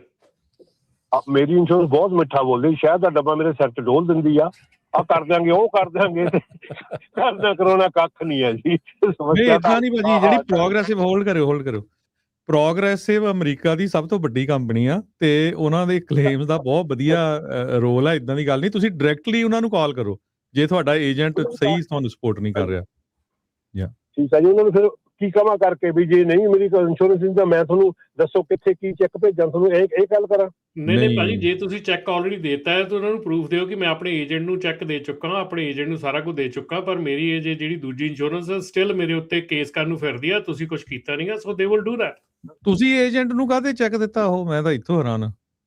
ਨਹੀਂ ਮੈਂ ਏਜੰਟ ਨੂੰ ਕੋਈ ਚੈੱਕ ਨਹੀਂ ਦਿੱਤਾ। ਮੈਂ ਪੇਪਰ ਜਿਹੜੇ ਆਏ ਸੀ ਨਾ ਉਹਨਾਂ ਇਨਵਾਇਸ ਭੇਜੀ ਸੀ 7-8 ਪੰਨਿਆਂ ਦੀ, ਵੀ ਕਾਰ ਦੇ ਵਿੱਚ ਕੀ ਹੋਇਆ, ਆਪਣਾ ਕੀ ਰਿਪੇਅਰ ਹੋਇਆ ਉਹਦਾ, ਉਹ ਬੜਾ ਜੈਨੂਅਨ ਸੀ। ਮੈਂ ਪੜ੍ਹੀ ਰਿਪੋਰਟ, ਉਹ ਚਲੋ ਹੋ ਗਿਆ ਹੁਣ ਆਪਣਾ ਜੋ ਵੀ ਆ ਟਰੱਕਿੰਗ ਇੰਡਸਟਰੀ ਇਹ ਚੱਲਦਾ ਇੰਨਾ ਕੁ ਕੰਮ ਆ, ਤਾਂ ਮੈਂ ਉਹਦੇ ਵਾਸਤੇ ਬਰੀ ਨਹੀਂ ਆ। ਤੇ ਮੈਂ ਆਪਦੀ ਇੰਸ਼ੋਰੈਂਸ ਨੂੰ ਕਿਹਾ ਸੀ ਵੀ ਮੈਂ ਬਾਹਰੋਂ ਬਾਹਰ ਕਰ ਦਿਆ, ਕਹਿੰਦੇ ਨਹੀਂ ਤੂੰ ਬਾਹਰੋਂ ਬਾਹਰ ਨਹੀਂ ਕਰਨਾ ਪਏ ਆਪਣਾ। ਉਹ ਤਾਂ ਨਹੀਂ ਇੱਦਾਂ ਹੀ ਕਹਿਣਾ ਨਾ, ਇੰਸ਼ੋਰੈਂਸ ਵਾਲੇ ਡਿਨਾਈ ਨਹੀਂ ਕਰ ਸਕਦੇ ਕਲੇਮ, ਉਹਨੇ ਆਪਣਾ ਲਾਇਸੈਂਸ ਥੋੜਾ ਸਸਪੈਂਡ ਕਰਾਉਣਾ। ਨਾਲੇ ਉਹਨਾਂ ਨੇ ਕਿਹਾ ਪੈਸੇ ਇੰਸ਼ੋਰੈਂਸ ਨੂੰ ਕਾਲ ਕਰਦੇ ਆ ਤੇ ਉਹਨਾਂ ਨੂੰ ਕਲੇਮ ਸੈਟਲ ਕਰਨਾ ਹੀ ਪੈਣਾ ਆ। ਜੇ ਤੁਸੀਂ ਉਹਨਾਂ ਨੂੰ ਨਹੀਂ ਕਾਲ ਕਰਦੇ ਫੇਰ ਕਰ ਸਕਦੇ ਸੀ ਆਊਟ ਆਫ ਇੰਸ਼ੋਰੈਂਸ। ਮੈਂ ਜੀ ਉਹ ਵੀ ਕਰਤਾ, ਮੇਲ ਵੀ ਪਾਤੀ ਇਹਨਾਂ ਨੂੰ, 2-3 ਮੇਲ ਪਾ ਚੁੱਕੇ ਆ। ਤੇ ਅੱਜ ਮੈਂ ਉਹਨੂੰ ਬੰਦੇ ਨੂੰ ਸੋਚਦਾ ਜਿਹੜਾ ਇੱਥੇ ਮੇਰਾ ਲੋਕਲ ਵੇਕਰਫੀਲਡ ਦੇ ਵਿੱਚ ਏਜੰਟ ਆ, ਨਵਾਂ ਹੀ ਸ਼ੁਰੂ ਕੀਤਾ ਉਹਨੇ ਕੰਮ ਮੁੰਡੇ ਨੇ, ਤੇ ਉਹਨੂੰ ਕਹਿੰਦਾ ਵੀ ਦੇਖ ਲੈ ਵੀ ਮੈਨੂੰ ਜਾਣਦੇ ਤਾਂ ਬਹੁਤ ਆ ਇੱਥੇ ਲੋਕ, ਭਾਵੇਂ ਮੇਰੇ ਕੋਲ ਇੱਕ ਟਰੱਕ ਆ, ਪਰ ਤੇਰਾ ਨੁਕਸਾਨ ਕਿੰਨਾ ਕੁ ਹੋਜੂ। ਅੱਜ ਜਾ ਕੇ ਉਹਨੂੰ ਇਹੀ 2 ਗੱਲਾਂ ਕਰਨੀਆਂ। ਮਹਾਰਾਜ ਏਜੰਟ ਦਾ ਕੋਈ ਕਸੂਰ ਨਹੀਂ ਹੈ। ਹੋਲਡ ਕਰੋ ਤੁਸੀਂ, ਤੁਹਾਡਾ ਜਿਹੜਾ ਪ੍ਰੋਗਰੈਸਿਵ ਦਾ ਇੰਸ਼ੋਰੈਂਸ ਕਾਰਡ ਆ ਉਹਦੇ ਤੇ 800 ਨੰਬਰ ਲਿਖਿਆ ਆ, ਕਲੇਮ ਉਹਨਾਂ ਨੂੰ ਸਿੱਧੀ ਕਾਲ ਕਰੋ। ਤੁਹਾਡਾ ਕਲੇਮ ਜੇ ਓਪਨ ਹੋਇਆ ਆ, ਕਲੇਮ ਐਡਜਸਟਰ ਸਾਰਾ ਕੁਝ ਉਹਨੇ ਅਸਾਈਨ ਕੀਤਾ ਤੇ ਉਹਨਾਂ ਨੂੰ ਕਾਲ ਕਰੋ। ਏਜੰਟ ਨੇ ਇਹ ਚ ਨਹੀਂ ਹੈਂਡਲ ਕਰਨਾ ਕੁਝ ਵੀ। ਸਰ ਇੱਕ ਮਿੰਟ ਸੁਣੋ ਗੱਲ ਮੇਰੀ, ਜਿਹੜਾ ਹੈ ਨਾ ਪ੍ਰੋਗਰੈਸ ਉਹ ਕਲੇਮ ਕਰ ਰਹੀ ਆ ਆਪਦੇ, ਉਹਦਾ ਕਲਾਇੰਟ, ਮੈਂ ਉਹਦਾ ਨਹੀਂ, ਮੇਰੀ ਤਾਂ ਐਲਨ ਨਾਲ ਆ। ਇੱਕ ਐਲਨ ਕਰਕੇ ਕੰਪਨੀ ਇੰਗਲੈਂਡ ਦੀ ਕੁਛ ਕਰਕੇ ਆ, ਮੇਰੀ ਇੰਸ਼ੋਰੈਂਸ ਉਹ ਆ ਨਾ ਕਿ ਪ੍ਰੋਗਰੈਸਿਵ ਆ। ਪ੍ਰੋਗਰੈਸਿਵ ਮੈਨੂੰ ਕਾਲ ਕਰਦੇ ਆ ਪ੍ਰੋਗਰੈਸਿਵ ਵਾਲੇ ਤਾਂ। ਓਕੇ, ਜਿਹੜੇ ਦੂਜੀ ਬੀਬੀ ਹੈ ਜਿਹਦੀ ਗੱਡੀ ਦੇ ਨਾਲ ਹੋਇਆ ਆ ਉਹਦੀ ਇੰਸ਼ੋਰੈਂਸ ਪ੍ਰੋਗਰੈਸਿਵ ਹੈ, ਇਹਨਾਂ ਦੀ ਡਿਫਰੈਂਟ ਹੈ। ਜਿਹੜੀ ਤੁਹਾਡੀ ਇੰਸ਼ੋਰੈਂਸ ਆ ਤੁਸੀਂ ਉਹਦੇ ਤੇ ਕਲੇਮ ਫਾਈਲ ਕਰਤਾ ਆਲਰੇਡੀ? ਮੈਂ ਤਾਂ ਆਲਰੇਡੀ ਸਾਰਾ ਕੁਝ ਉਹ ਕਰਤਾ ਸੀ ਉਹਦੇ, ਜਿਹੜਾ ਉਹਨਾਂ ਦਾ ਆਇਆ ਸੀ ਨਾ ਪੇਪਰ ਵਰਕ ਮੈਨੂੰ ਘਰੇ ਆਇਆ, ਇਹਨਾਂ ਨੂੰ ਡਾਇਰੈਕਟ ਵੀ ਗਈ ਆ ਮੇਲ ਉਹਨਾਂ ਦੀ। ਤੁਸੀਂ ਇਦਾਂ ਕਰਿਓ ਹਰਜੋਤ ਭਾਜੀ ਨੂੰ ਪ੍ਰੋਗਰਾਮ ਬਾਅਦ ਚ, ਹਾਂ ਬਿਲਕੁਲ ਮੈਂ ਵੀ ਇਹੀ ਕਹਿਣ ਲੱਗਾ, ਤੁਸੀਂ ਬਾਅਦ ਚ ਕਰਿਓ ਕਾਲ, ਤੇ ਜਿੰਨੀ ਗੱਲ ਵਧੀ ਜਾਂਦੀ ਓਨੀ ਗੱਲ ਕਨਫਿਊਜ਼ਨ ਹੋਈ ਜਾਂਦੀ ਆ, ਤੇ ਤੁਸੀਂ ਬਾਅਦ ਚ ਆਫ 에ਅਰ ਇਸ ਨੂੰ ਟੌਪਿਕ ਨੂੰ ਜਿਹੜਾ ਉਹ ਕਰ ਲਿਓ, ਗੱਲ ਕਰ ਲਿਓ। ਠੀਕ ਹੈ ਜੀ, ਬਾਅਦ ਚ ਕਰ ਲਿਓ ਬਲਦੇਵ ਜੀ। ਉਹ ਵੀ ਧੰਨਵਾਦ ਜੀ, ਥੈਂਕ ਯੂ ਜੀ ਬਿਲਕੁਲ, ਥੈਂਕ ਯੂ ਜੀ।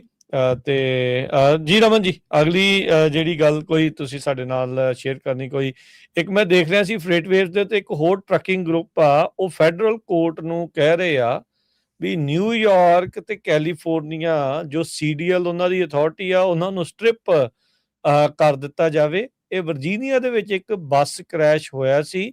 ਇਹ ਵੀ ਜਿਹੜੇ US ਇਮੀਗ੍ਰੈਂਟ ਲਾਇਸੈਂਸਿੰਗ ਪਾਲਿਸੀ ਦੇ ਨਾਲ ਸੰਬੰਧਿਤ ਜਿਹੜੀ ਉਹ ਗੱਲ ਆ। ਸੋ ਇੱਕ ਸਮਾਲ ਬਿਜ਼ਨਸ ਇਨ ਟਰਾਂਸਪੋਰਟੇਸ਼ਨ ਕੋਲੀਸ਼ਨ ਆ, SBTC ਵਾਲੇ, ਉਹਨਾਂ ਨੇ ਕੋਰਟ ਪਟੀਸ਼ਨ ਪਾਈ ਆ, ਕਹਿੰਦੇ ਵੀ ਨਿਊਯਾਰਕ ਵਾਲੇ ਤੇ ਕੈਲੀਫੋਰਨੀਆ ਵਾਲੇ CDL ਹੀ ਨਾ ਦੇ ਸਕਣ। ਉਹ ਤਾਂ ਚਲੋ ਇਹ ਬੜਾ ਔਖਾ ਕੰਮ ਆ ਵੀ ਡੀਸਰਟੀਫਾਈ ਕਰ ਦੋ, ਪਰ ਇੱਥੇ ਤੱਕ ਵੀ ਕਈ ਜਿਹੜੀਆਂ ਆਰਗੇਨਾਈਜੇਸ਼ਨਾਂ ਜਿਹੜੀਆਂ ਉਹ ਜਾ ਰਹੀਆਂ ਵੀ ਇਹ ਲਾਇਸੈਂਸ ਹੀ ਜਿਹੜੇ ਉਹਨਾਂ ਦੇ ਸਕਣ।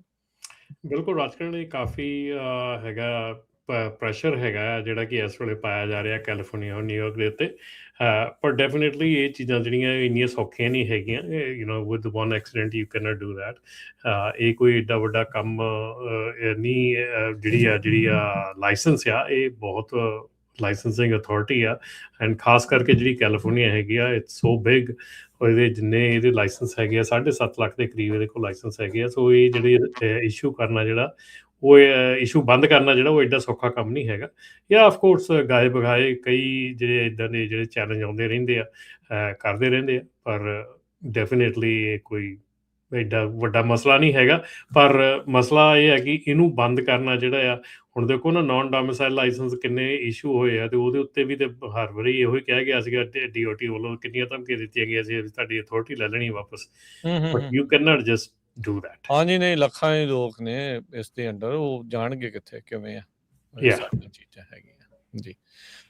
ਤੇ ਬਿਲਕੁਲ, ਤੇ ਰਮਨ ਜੀ ਬਹੁਤ ਬਹੁਤ ਧੰਨਵਾਦ, ਬੜੀ ਮਿਹਰਬਾਨੀ। ਸਮਾਂ ਵੀ ਪ੍ਰੋਗਰਾਮ ਦਾ ਜਿਹੜਾ ਉਹ ਸਮਾਪਤ ਆ। ਜਾਂਦੇ ਇਫ ਐਨੀਥਿੰਗ ਐਲਸ, ਕੋਈ ਬਿੱਲ ਆ ਰਿਹਾ ਆ, ਕੋਈ ਏਦਾਂ ਦੀ ਚੀਜ਼ ਆ ਰਹੀ ਹੈ, ਜਾਂ ਕਿਹੜੀ ਚੀਜ਼ ਦੇ ਉੱਤੇ ਧਿਆਨ ਫੋਕਸ ਕਰਨਾ ਚਾਹੀਦਾ? ਬਿਲਕੁਲ ਰਾਜਕਰਨ, ਇਸ ਵੇਲੇ ਜਿਹੜਾ ਸਾਨੂੰ ਮੇਨ ਫੋਕਸ ਹੈਗਾ ਉਹ ਹੈਗਾ ਕਿ ਹੁਣ ਫਿਰ ਮਾਹੌਲ ਉਹ ਬਣ ਚੁੱਕਾ ਆ ਕਿ ਜਿੱਥੇ ਟਰੱਕਿੰਗ ਇੰਡਸਟਰੀ ਜਿਹੜੀ ਆ ਉਹ ਇਵੇਂ ਲੱਗ ਰਹੀ ਆ ਕਿ ਇਟਸ ਗਾਟ ਵਿੰਗਸ, ਹੁਣ ਇਹ ਉੜਦੀ ਜਾ ਰਹੀ ਆ।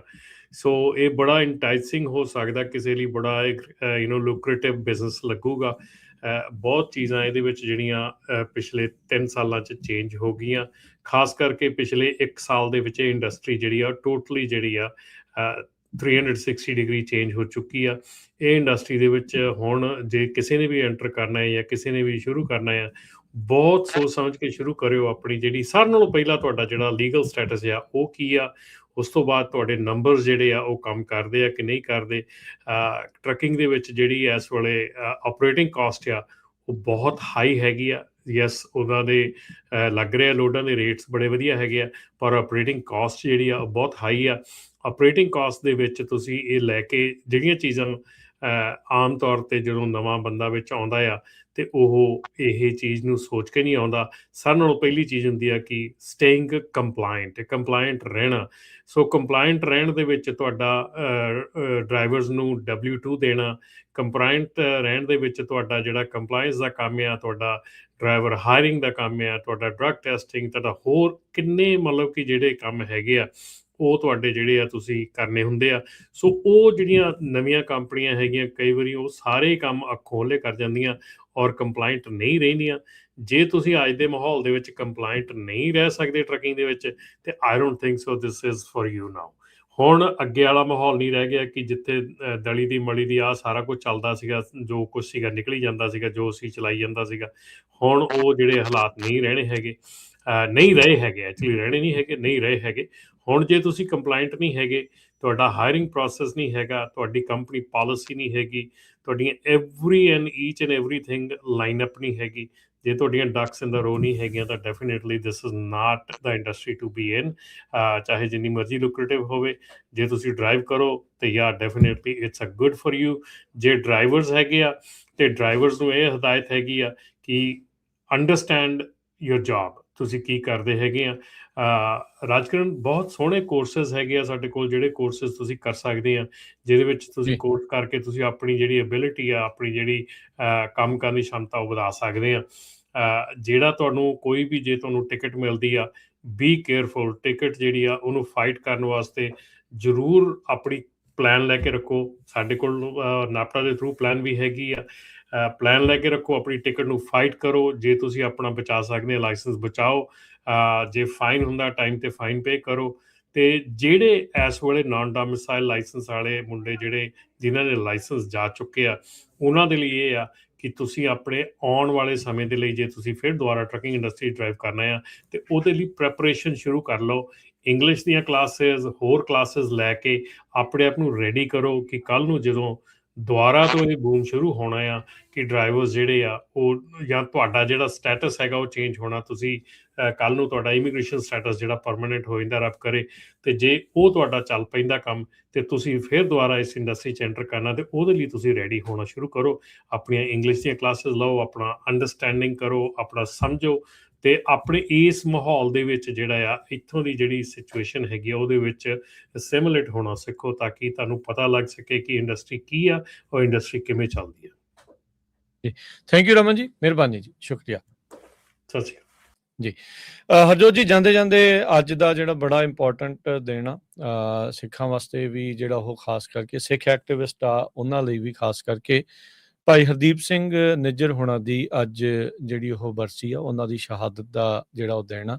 ਸੋ ਅੱਜ ਆਪਾਂ ਉਹਨਾਂ ਨੂੰ ਯਾਦ ਕਰਦੇ ਹਾਂ।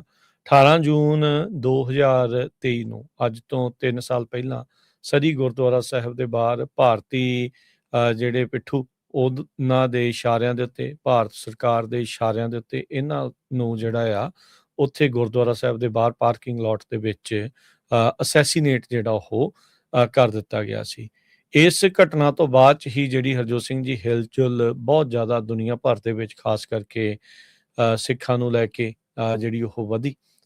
ਇਹ ਆਪਣੇ ਸਾਹਮਣੇ ਆ ਵੀ ਕਿਸ ਤਰੀਕੇ ਦੇ ਨਾਲ ਜਦੋਂ ਭਾਈ ਨਿੱਜਰ ਹੁਣਾਂ ਦੀ ਅਸੈਸੀਨੇਸ਼ਨ ਹੁੰਦੀ, ਉਹਨਾਂ ਦੀ ਸ਼ਹਾਦਤ ਹੁੰਦੀ ਆ, ਤਾਂ ਉਸ ਤੋਂ ਬਾਅਦ ਦੇ ਵਿੱਚ ਉਸ ਟਾਈਮ ਦਾ ਮੌਜੂਦਾ ਰਾਸ਼ਟਰਪਤੀ ਕੈਨੇਡਾ ਦਾ ਜਸਟਿਨ ਟਰੂਡੋ, ਉਹ ਕੁਝ, ਹਾਂਜੀ, ਪ੍ਰਾਈਮ ਮਿਨਿਸਟਰ ਜਿਹੜਾ ਆ ਜਸਟਿਨ ਟਰੂਡੋ ਪ੍ਰਧਾਨ ਮੰਤਰੀ, ਉਹ ਉੱਥੋਂ ਦੇ ਸਦਨ ਦੇ ਵਿੱਚ ਖੜ ਕੇ ਕਹਿੰਦਾ ਵੀ ਉਹਨਾਂ ਕੋਲ ਕ੍ਰੈਡੀਬਲ ਐਵੀਡੈਂਸ ਆ ਵੀ ਭਾਰਤ ਦੀ ਸਰਕਾਰ ਇਸ ਅਸੈਸੀਨੇਸ਼ਨ ਦੇ ਵਿੱਚ ਜੁੜੀ ਹੋਈ ਆ।